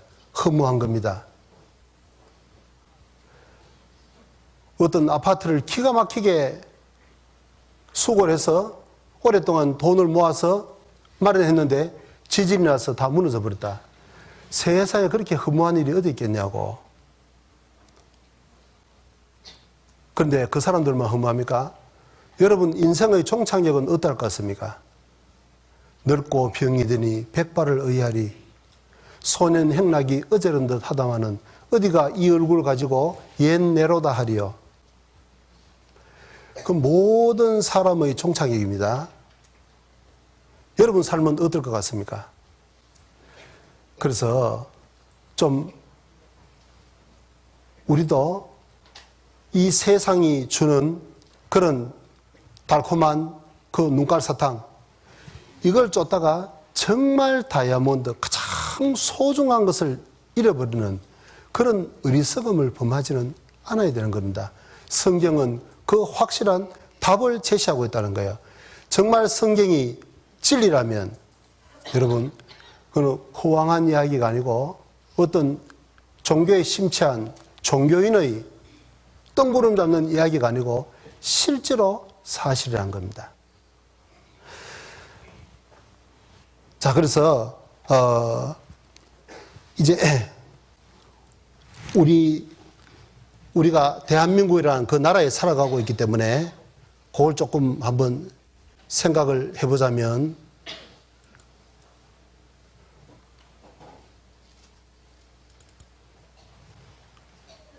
보세요. 한국은 1950년대 6.25 직후에는 세계 최빈국이었습니다. 더 이상 가난할래야 가난할 수도 없는 그런 최빈국이었는데 2017년 이 1인당 국민소득이 3만 불을 넘어가고 GDP가 1,550조 원으로 추정됩니다. 세계 약 경제로 말하자면 11위의 경제 대국으로 도약을 했는데, 이것을 보고 역사는 더 그레이트 엑스더스, 인간 역사상 가장 위대한 탈출이라고 경제적인 것만 놓고 보면 짧은 시간 안에 이렇게 고도 성장을 이루고 한 나라가 없었다고 이야기합니다. 그런데 문제는 뭐냐면 이렇게 엄청난 성장을 이뤘으면 개개인이 다 행복해야 될 거 아니에요. 그런데 거기에 살고 있는 우리 각 사람의 현실은 어떻습니까? 여기에 팔당 상수원 보호구역이에요. 어지간하면 다 서울에 사시는 분들은 지나가서 좀 해요. 여기 이 내용을 한번 좀 보시죠. 어떻습니까? 팔당 상수원 보호구역에 있는 팻말입니다. 보이세요? 같이 한번 읽어보시겠습니까? 차량 추락 시 수질 오염이 우려되오니 서행 운전하시기 바랍니다. 좀 읽으시고 어떤 생각 드세요? 추락 시, 추락에 그 댐에 떨어지면 결과는 뭐죠? 죽을 텐데 생명에 대한 걱정은 없어요.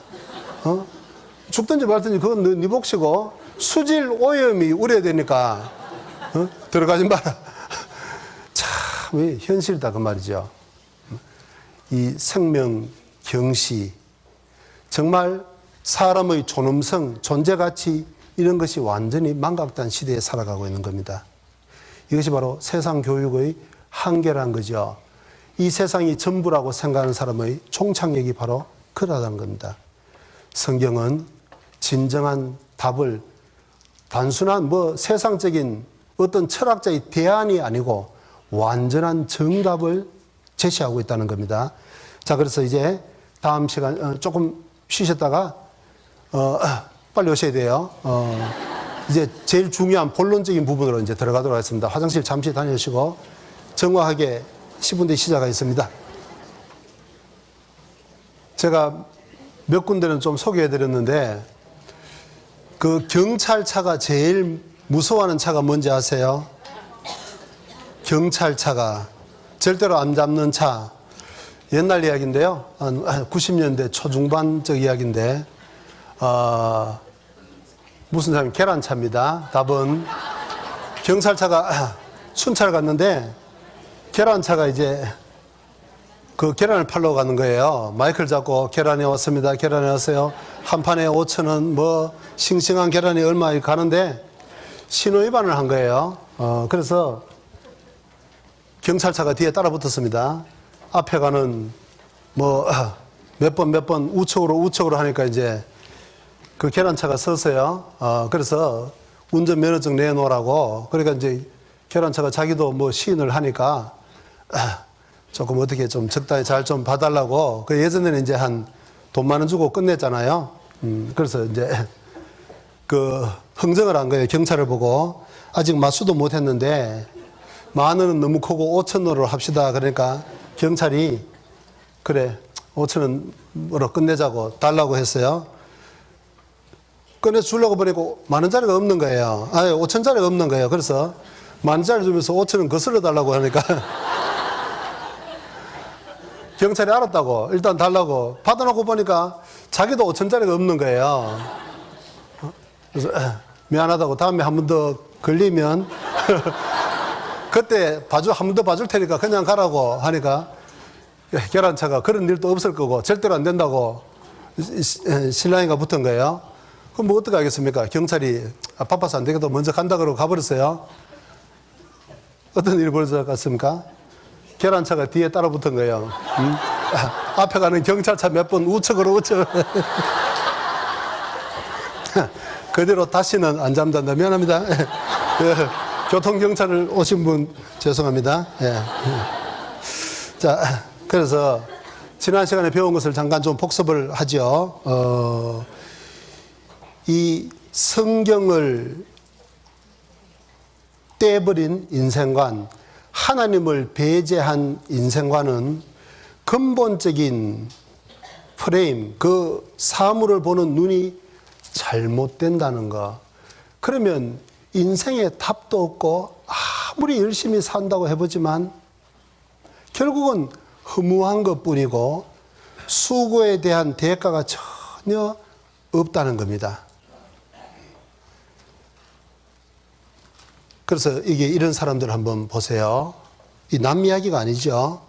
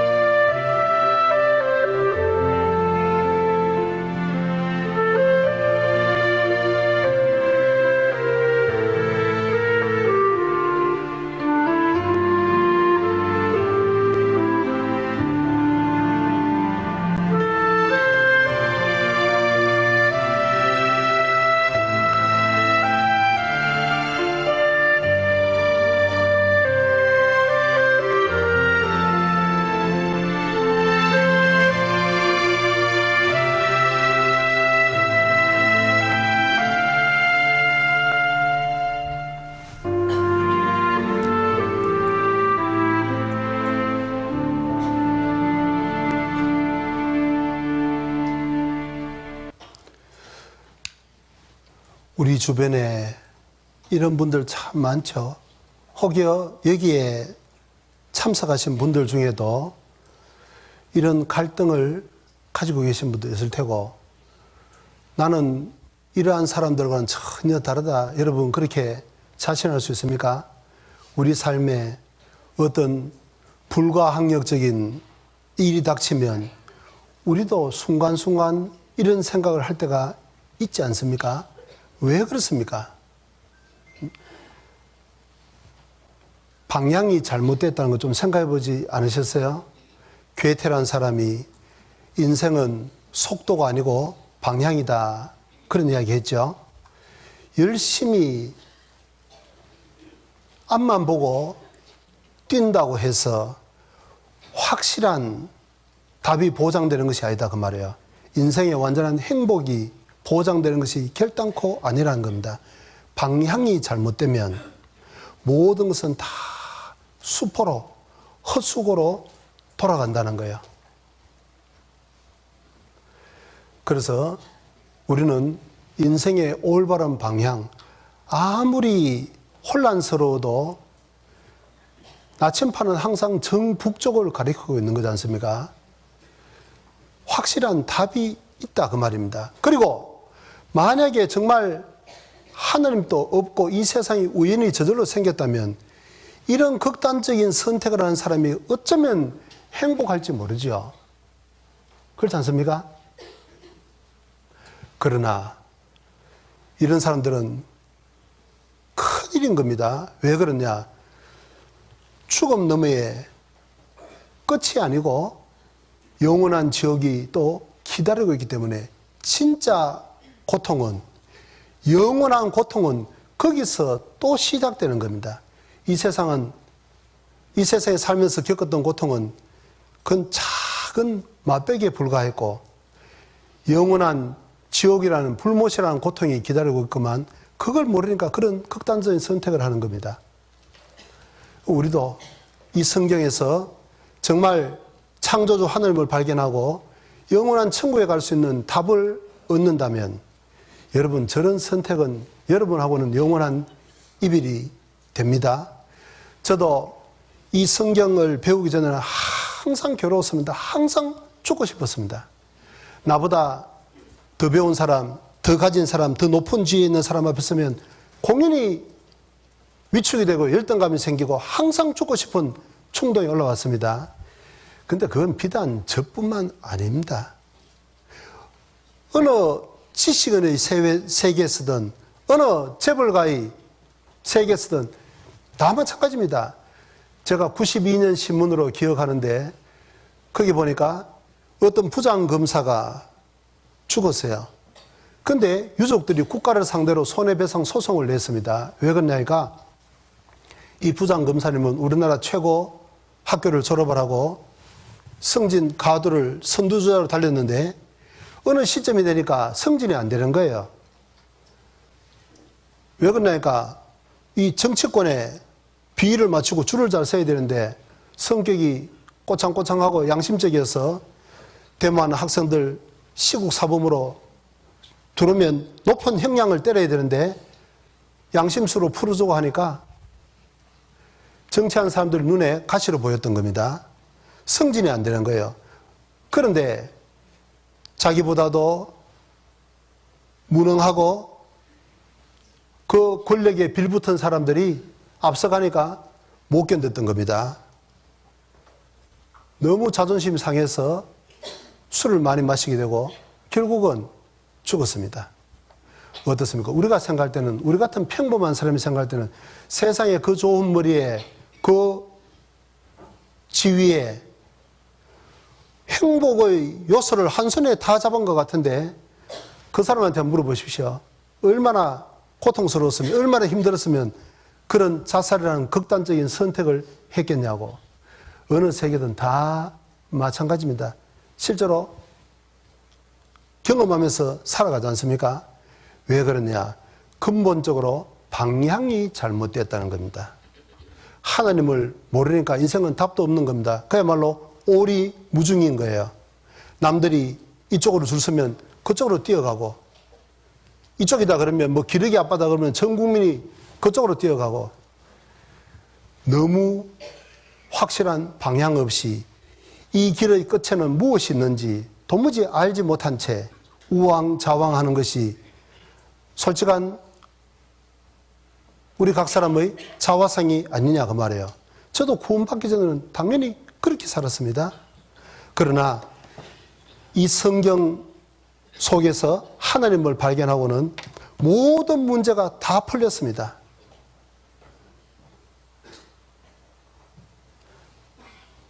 완전한 행복, 영원한 행복이 실제로 마음속에서 이루어진다 그 말이에요. 하나님의 나라는 여기 있다 저기 있다 하는 것이 아니요 너희 안에 있느니라. 주의 얼굴 뵙기 전에 멀리 뵈던 하늘나라 내 마음속에 이루어지니 날로 날로 가깝도다. 실제로 마음속에 그 천국이 이루어집니다. 그것이 바로 인생의 답이고 우리가 성경을 배우는 목적도 거기에 있다는 겁니다. 그래서 그런 우리가 분명한 소망을 가지고 확실한 목적을 가지고 이 성경을 배우는 겁니다. 자, 그러면 이제 성경을 배우는 목적은 영생을 얻기 위해서라고 했는데 그 영생을 얻기 위해서 우리가 알아야 될 것, 채워야 될 내용을 이제 좀 정리해 봅니다. 성경 요한복음 17장입니다.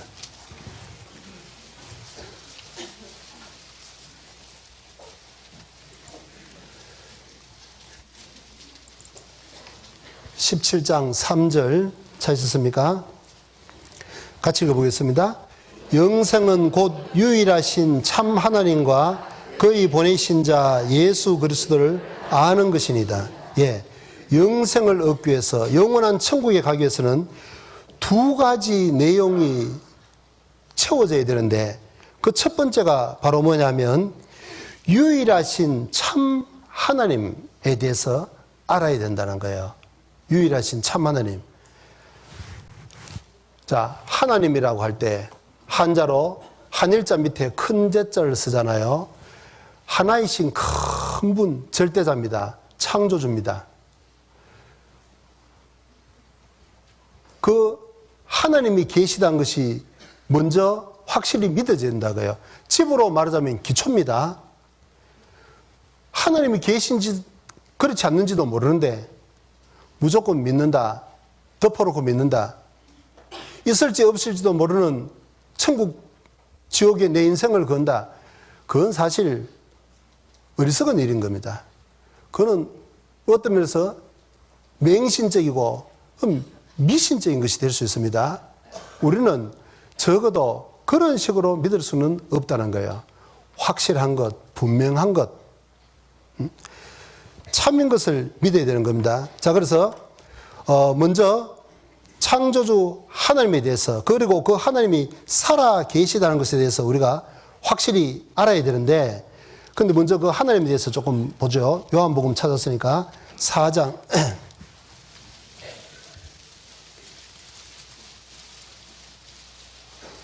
24절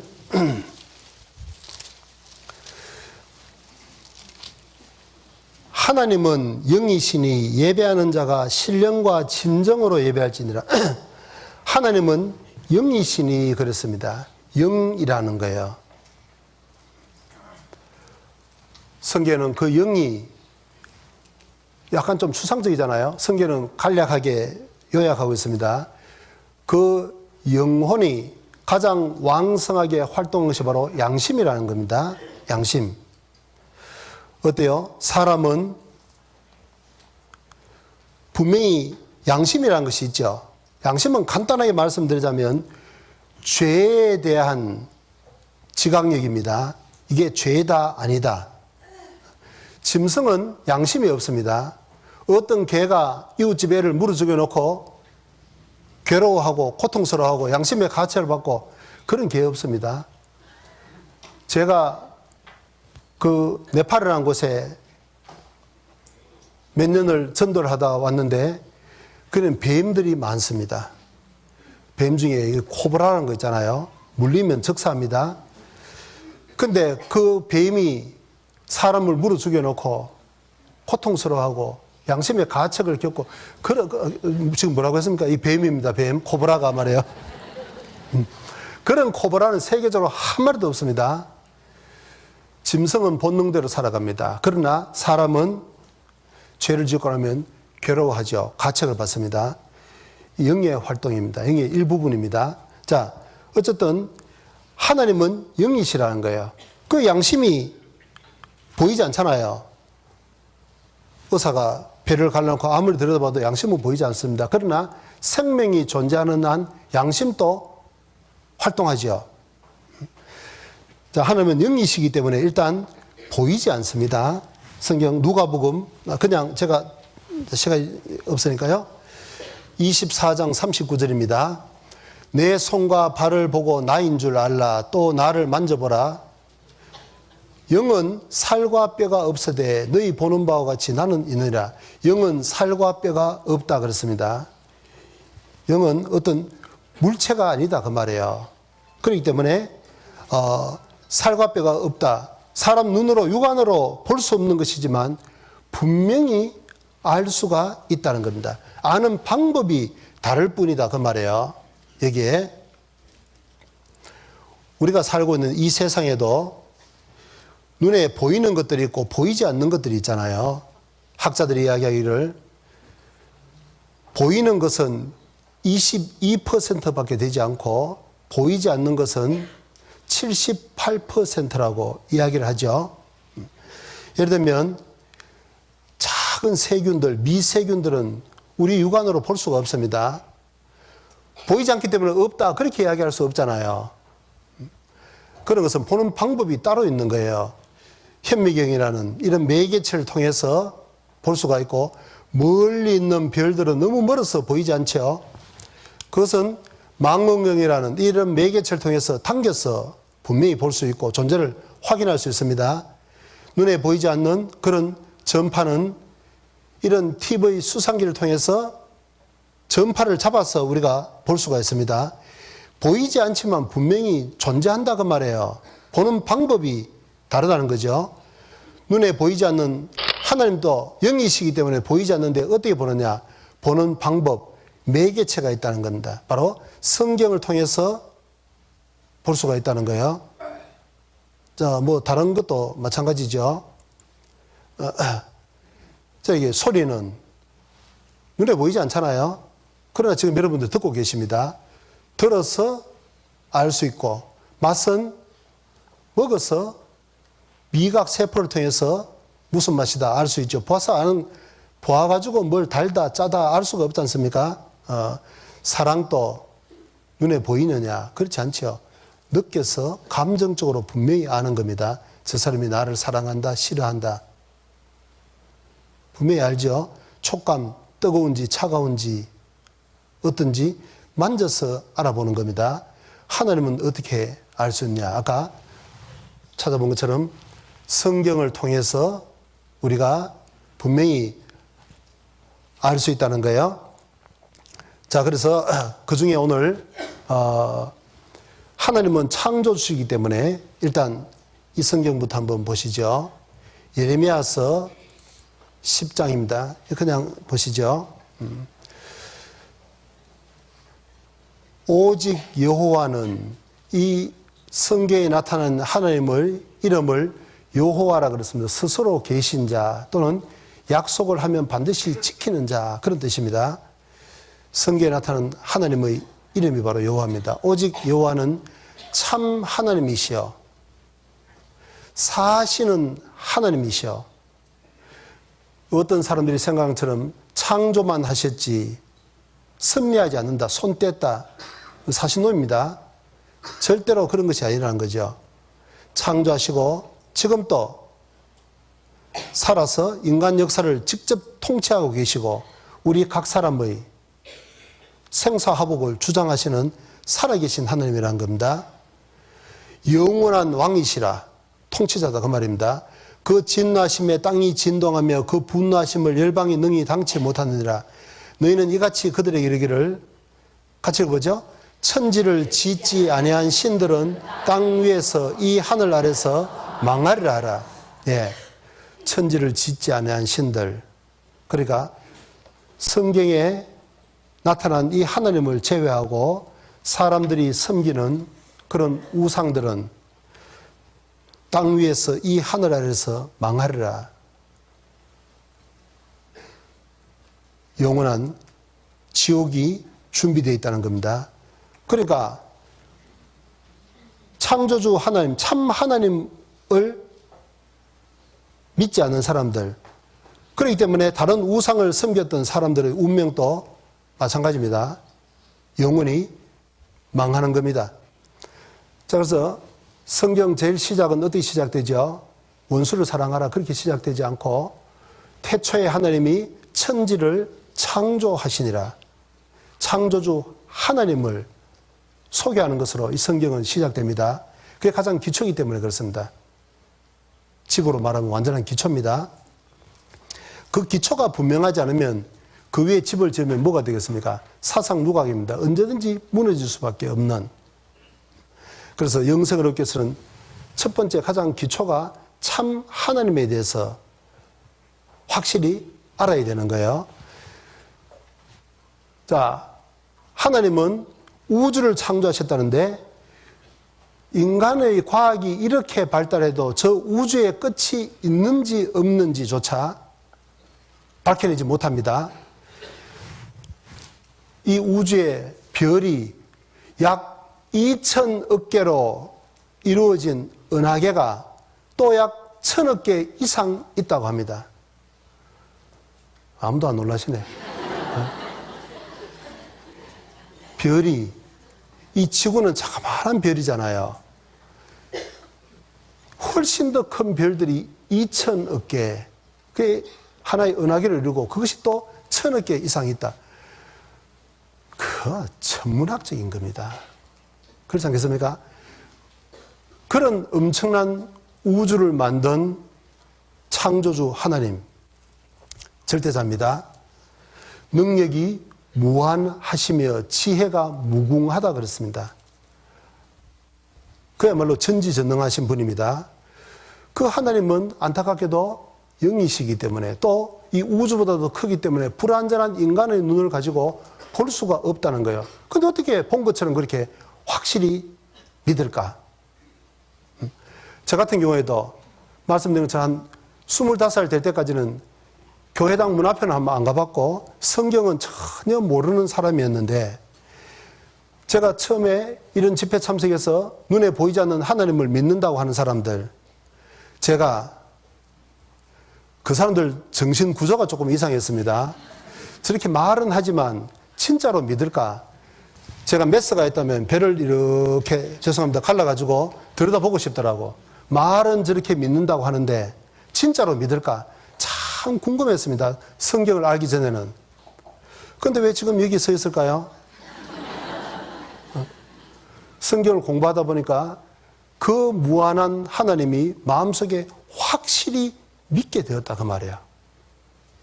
믿어지게 되었습니다. 어떻게 믿어지게 되는지 지금부터 이제 우리가 같이 한번 소통을 해보는 겁니다. 공부를 해보는 건데, 자 이제 우선 성경을 꼭 통하지 않고도, 그러면 옛날 사람들은 성경을 듣기 전에는 뭐 전혀 하나님에 대해서 알 방법이 없었냐? 그것도 아니에요. 하나님을 알 수 있는 두 가지 교과서가 있는데 하나는 당연히 성경이고, 그러면 이 성경을 배우기 전에 사람들은 전혀 알 방법이 없냐? 그게 아니란 거예요.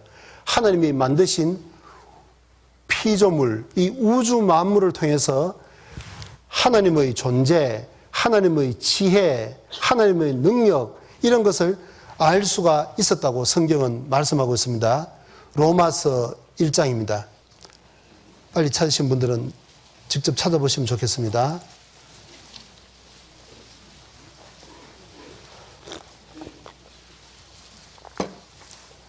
예. 좀 늦으신 분들은 앞을 보시죠. 안 보이세요? 아, 죄송합니다. 예. 로마서 1장 20절에 이런 말씀이 있습니다. 창세로부터 거의 보이지 아니하는 것들, 곧 거의 영원하신 능력과 신성이 그 만드신 만물에 분명히 보여 알게 되나니 그러므로 저희가 핑계치 못할지니라. 창세로부터, 세상이 창조될 때로부터 거의 하나님 자체가 보이지 않고 또 하나님의 능력, 신성, 영원하신 능력입니다. 그 하나님의 능력과 신성이 솜씨입니다. 그 만드신 만물에 분명히 보여 알게 된다. 그렇기 때문에 사람들이 하나님이 없다 그렇게 핑계하지 못한다고 말씀하고 있습니다. 예를 들면 이런 집, 저는 이 집을 지은 사람을 직접 만나보지는 못했지만은 어떻습니까? 이런 강당을 통해서 알 수 있는 것이 뭐죠? 분명히 이런 집을 설계한 사람이 있었고 설계대로 이 집을 지은 건축사가 있었다는 겁니다. 그렇지 않겠습니까? 지은 사람이 없고야 어떻게 이런 집이 저절로 생겨났겠냐고. 그래서 히브리서 3장 4절에도 집마다 지은이가 있으니 만물을 지으신 이는 하나님이시니라. 집마다 지은이가 있다. 그건 당연한 이야기죠. 그 뒤에 말씀도 만물을 지으신 이는 하나님이시니라. 이 우주 만물을 창조하신 분은 하나님인데 그 우주 만물을 보면 하나님의 존재, 하나님의 영원하신 능력, 얼마나 능력이 있으신 분인지, 그리고 그의 신성, 솜씨를 알 수 있다 그러는데 제가 뭐 많은 설명보다는 전문가의 한번 이야기를 한번 들어보도록 하겠습니다. 있고 인간을 만들기 위한 너무나 완벽한 조건을 갖고 있는 우주에서 우리가 살고 있다. 안녕하십니까, 이용입니다. 이 광활한 우주 속에서 그 인간의 위치와 의미가 무엇인가 하는 그 질문은 아주 과학사의 오래된 그런 논쟁입니다. 태양이 있고 수성, 금성, 지구, 화성 이렇게 있지 않습니까? 근데 이 지구가 있는 위치는요, 아주 특별한 위치예요. 태양으로부터 아주 가까이 있는 이 수성과 금성은 너무 가까이 있어서 뜨거워가지고 물이 하나도 없습니다. 다 증발했어요. 금성은 온실 효과가 너무 세가지고 도저히 사람이 살 수 있는 환경이 아니에요. 이산화탄소만 꽉 차 있는 아주 그런 구름에 파묻혀 있고 뜨거워요. 너무나. 반면에 이 화성은 너무 추워요. 너무 멀어가지고. 지구만이 유일하게 물이 액체로 존재할 수가 있어요. 지구보다 더 가까이 가면 물이 수증기로 증발해버리고 지구보다 더 멀면 물이 얼음이 되는 거예요. 만약에 우리 지구가 좀 크거나 작으면 또 어떻게 될까? 지구 크기보다. 만약에 달과 같이 조금 작다면 여러분 달 가보면 고기가 없다는 거 이미 다 판명이 됐죠? 이미 사람이 갔다 왔어요. 공기가 없습니다. 왜냐하면 너무 작아서 만유인력, 중력이 너무 약해요. 그래서 거긴 대기가 있을 수가 없고 다 탈출해버려요. 우리 지구는 크기가 아주 적절했고 또 태양으로부터의 위치도 적절했기 때문에 상대적으로 가벼운 수소나 헬륨은 지구를 잘 이탈할 수가 있었어요. 태양으로부터 에너지를 받아서 가볍기 때문에 잘 이탈할 수 있는 반면에 좀 무거운 산소라든가 질소 이런 것들은 이탈하지 못하고 우리 지구에 남아있게 된 거예요. 일종의 선별 작업이 지구의 생성 이후에 초기 단계에 이루어지게 된 거죠. 그래서 수소나 헬륨 같은 가스들은 다 날아가고 산소 같은 그런 것들만 우리 지구상에 남게 되고 그러한 조건에서 우리 인간을 포함한 생명체들이 이제 만들어지게 되는.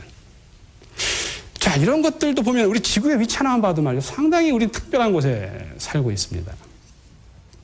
자, 그래서 이 우주론적인 그런 아까 우주의 밀도가 너무 크거나 작거나 혹은 우리가 알고 있는 물리법칙이나 과학법칙이 조금만 달라도 별들이 만들어지지 않거나 아니면 우주가 너무 일찍 종말을 맞이하거나 해서 우리 인간이 결국은 탄생할 수 없게 되는, 출현할 수 없게 되는.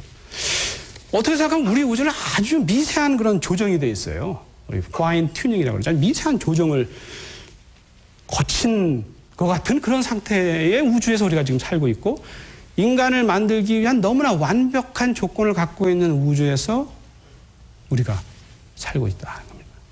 이것이 우연히 발생되려면 이 모든 것이 우연히 발생될 확률은 너무너무 낮아가지고 혹자는 그 자동차 공장에 우리가 그 승용차를 만드는데 한 10,000개 정도의 부품이 들어갑니다. 거기에 뭐 타이어도 들어가고 여러 나사가 들어 볼트 뭐 여러 부품들이 들어가잖아요.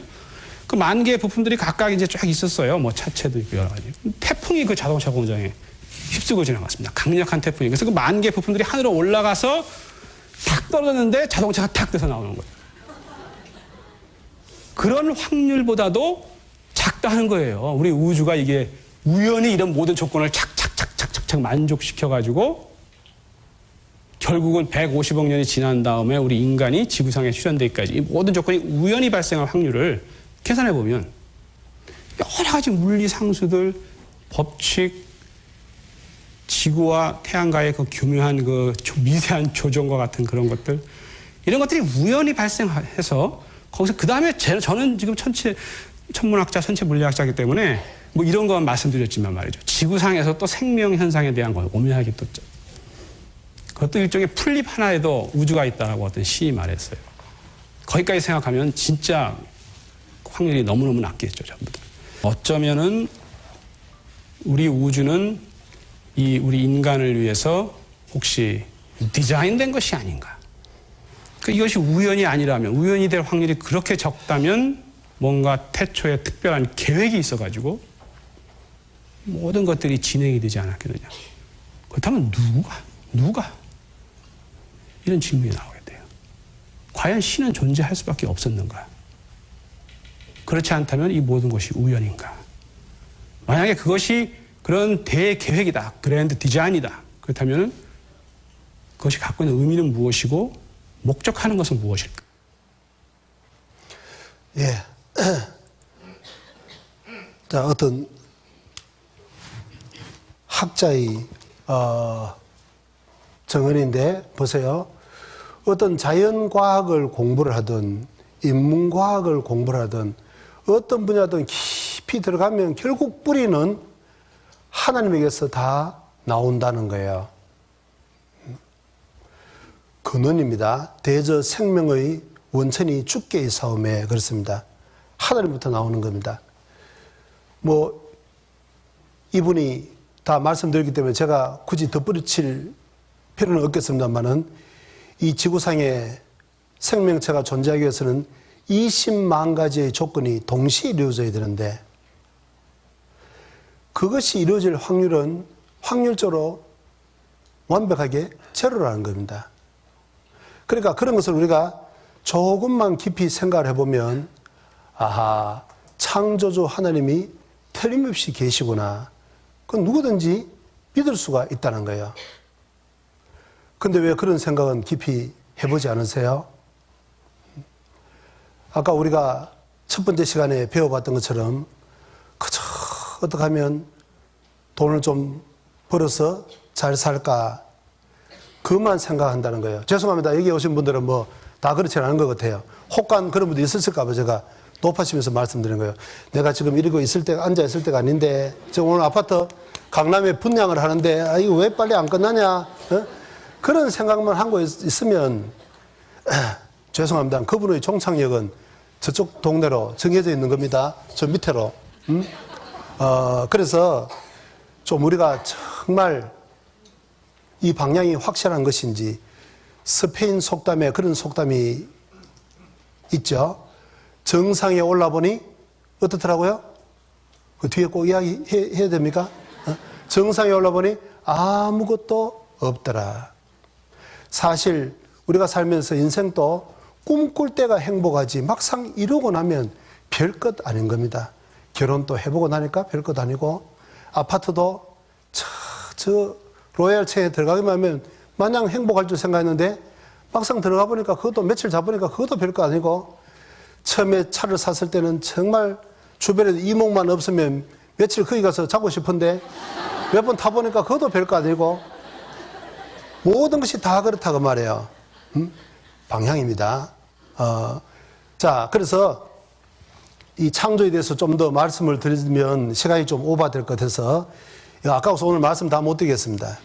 내일 좀 자세히 말씀을 드리기로 하고 이제 한 가지 중요한 거 한번 좀 생각해 보는 겁니다. 그 뭐냐면 기왕에 교회를 다니신 분들에게 제가 한번 여쭤봅니다.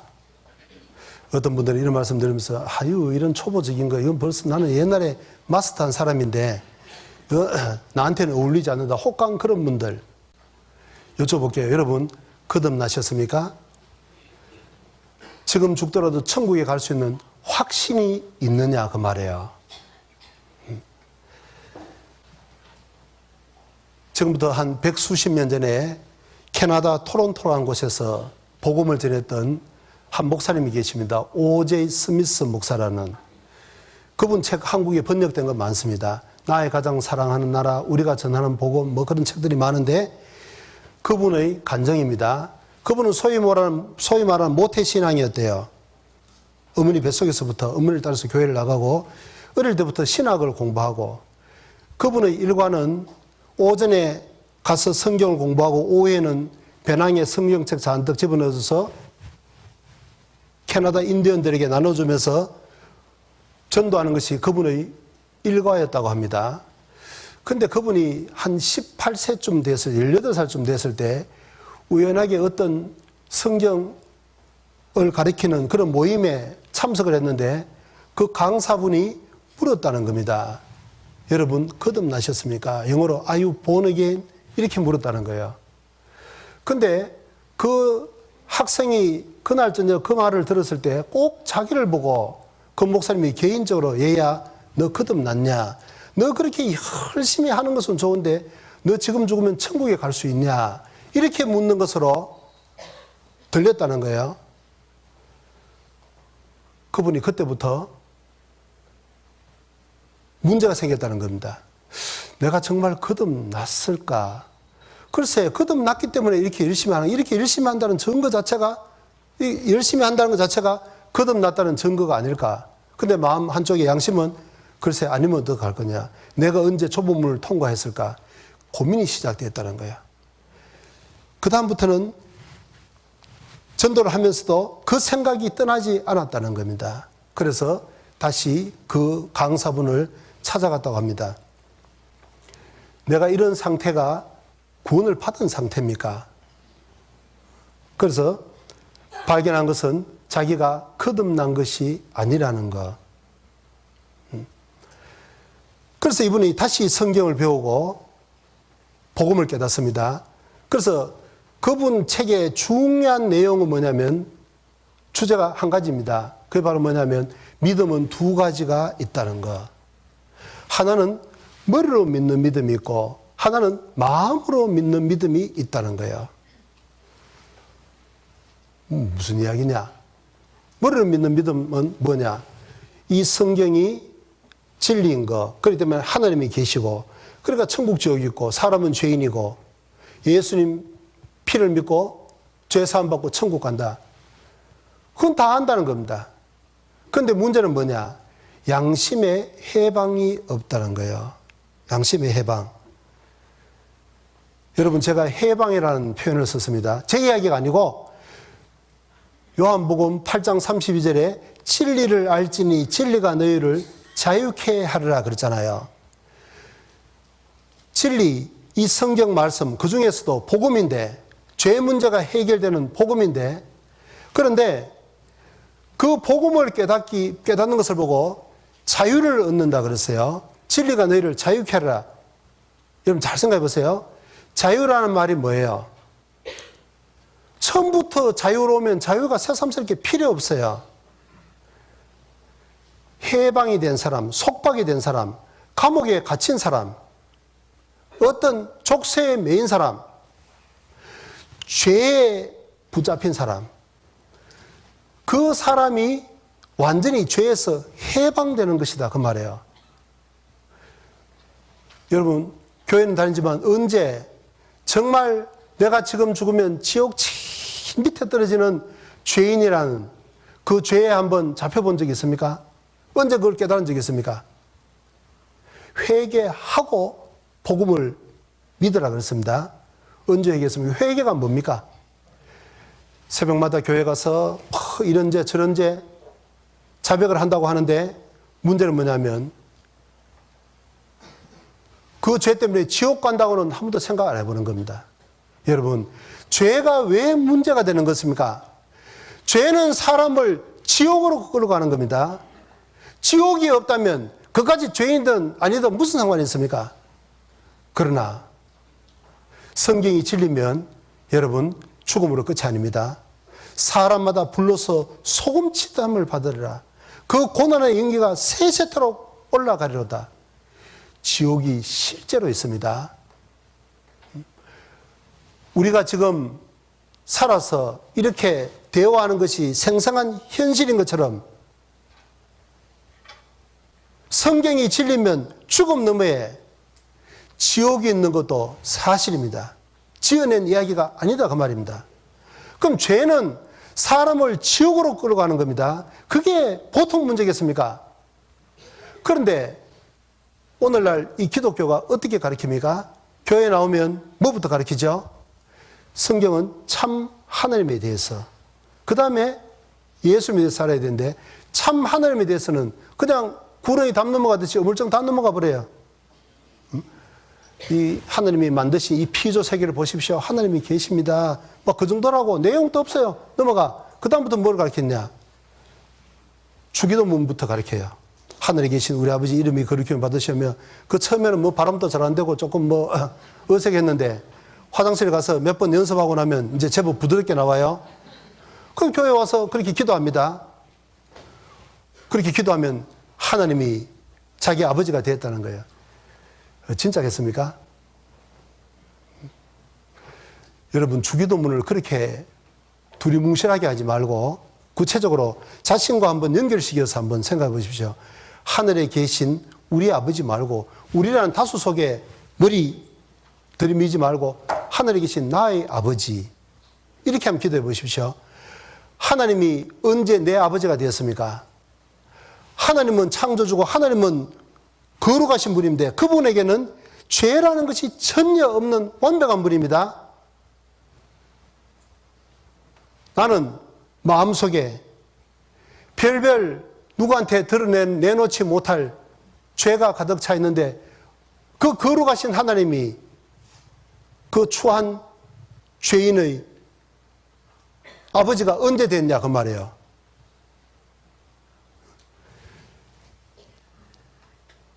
대통령이 너무 존경스러워서 대통령의 아들이 너무 되고 싶어서 대통령을 보고 아버지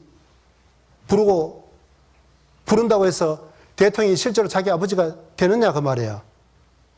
어떤 분명한 관계가 맺어져야 되는 겁니다. 하나님이 나의 아버지가 되기 위해서는 반드시 죄에서 한번 자유함을 얻어야 되는 겁니다.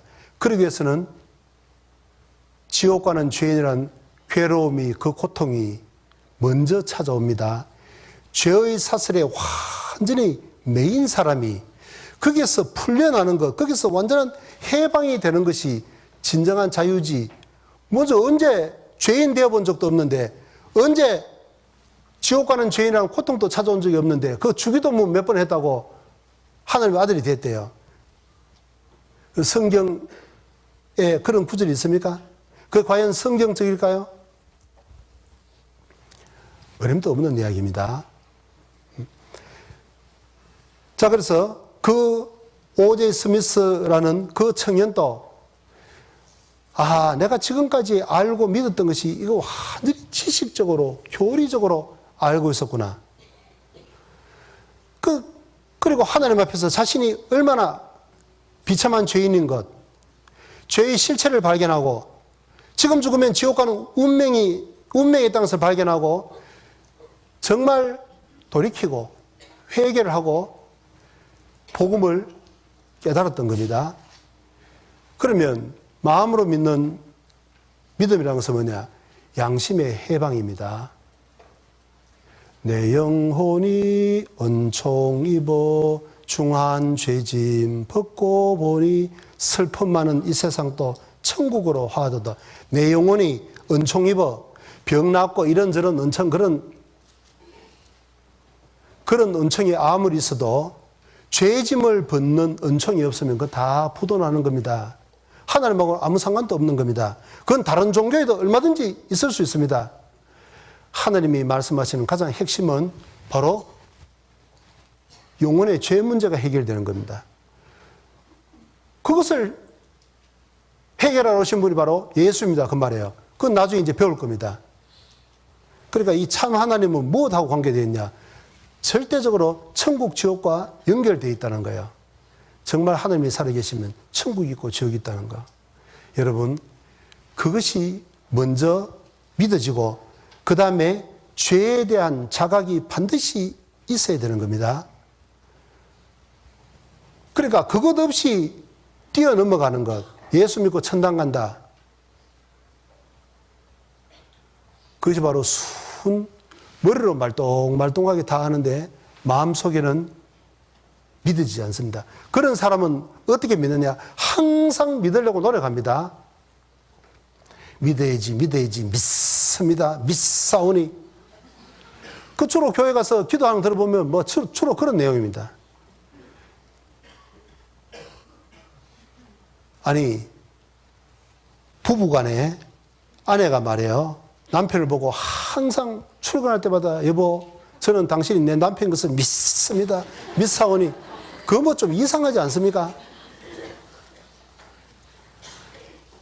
믿는 사람은 그렇게 표현하지 않습니다. 그건 자연스러운 하나의 삶이다 그 말이에요. 그러니까 예수 믿고 천당 간다, 예수님 피가 내 죄를 사했다, 그걸 믿으려고 노력하는 것은 여러분 믿음이 오지 않았다는 확실한 증거입니다. 그러니까 믿음은 두 가지, 아까 머리를 믿는다, 마음을 믿는다, 그걸 다른 각도로 설명하자면 믿으려고 노력하는 믿음이 있고 믿어지는 믿음이 있다는 거예요. 믿으려고 노력하는 믿음. 하나님이 살아계시니까 천국 지옥이 있고 사람은 죄인인데 예수님 피로서 내 죄를 사했고 그걸 믿으려고 노력하는 것. 여러분 그것은 잠이 오지 않는 밤에 잠을 이루려고 노력하는 것하고 같습니다. 잠을 이루려고 노력한다는 말은 잠이 안 들었다는 확실한 증거잖아요. 잠이 들었다는 것은 내가 지금 자는지 안 자는지 몰라도 잠이 깊이 든 상태를 보고 이야기하는 것처럼 믿음도, 천국 가는 믿음도 믿어지는 겁니다. 죄에서 완전히 해방되는 겁니다. 찬송가는 대부분 확실히 거듭난 사람들이, 그런 경험을 한 사람들이 지은 내용이기 때문에 동일합니다. 죄악 벗은 우리 영혼은 기뻐 뛰며 주를 보겠네. 죄를 완전히 벗었다고 했습니다. 근데 여러분 어떻습니까? 항상 벗으려고 노력하지 않습니까? 새벽마다 가서 통성기도 하고 회개하고 자백하고 죄를 벗으려고 발버둥 치고 있지 않습니까? 언제 믿었습니까? 언제 죄에서 완전히 해방되었습니까? 그래서 이번에 거기에 대한 답까지 확실히 얻으셔야 되는 겁니다. 그래서 오늘은 중요한 방향에 대해서만 말씀드렸고 내일은 이제 그런 내용들에 대해서 자세히 말씀드리도록 하겠습니다. 내일 꼭 다시 뵙도록 하겠습니다. 기도드리겠습니다. 자비로우신 우리 주님 감사를 드립니다. 우리가 하나님을 알지 못하면 나름대로의 삶을 성실하게 살았다고 자부를 해보지만 남는 것은 아무것도 없는 허전하고 허무한 삶만을 지금까지도 살아왔고 앞으로도 그것은 너무나도 자명한 일입니다. 그러한 안타까움으로부터 어리석음으로부터 저희들을 불러서 성경을 배울 수 있도록 인도해 주신 주님께 감사를 드립니다. 참으로 창조주 하나님이 계시다면 나를 만든 목적이 있을 것이고 내가 안고 있는 모든 문제에 대한 답을 가지고 있는 것이 틀림없는 사실입니다. 거룩하신 주님, 들은 바 말씀이 각 사람 마음속에 심겨져서 참으로 하나님을 찾고자 하는 간절한 마음 주시고 또 하나님을 올바로 알 수 있도록 도와주시고 이번 집회가 끝나기 전에 모두 영생을 얻고 마음속에 완전한 행복을 얻을 수 있도록 축복하여 주시옵소서. 한 사람의 생명을 천하보다도 귀중히 여기시는 주 예수님 이름으로 간절히 기도드렸습니다. 아멘.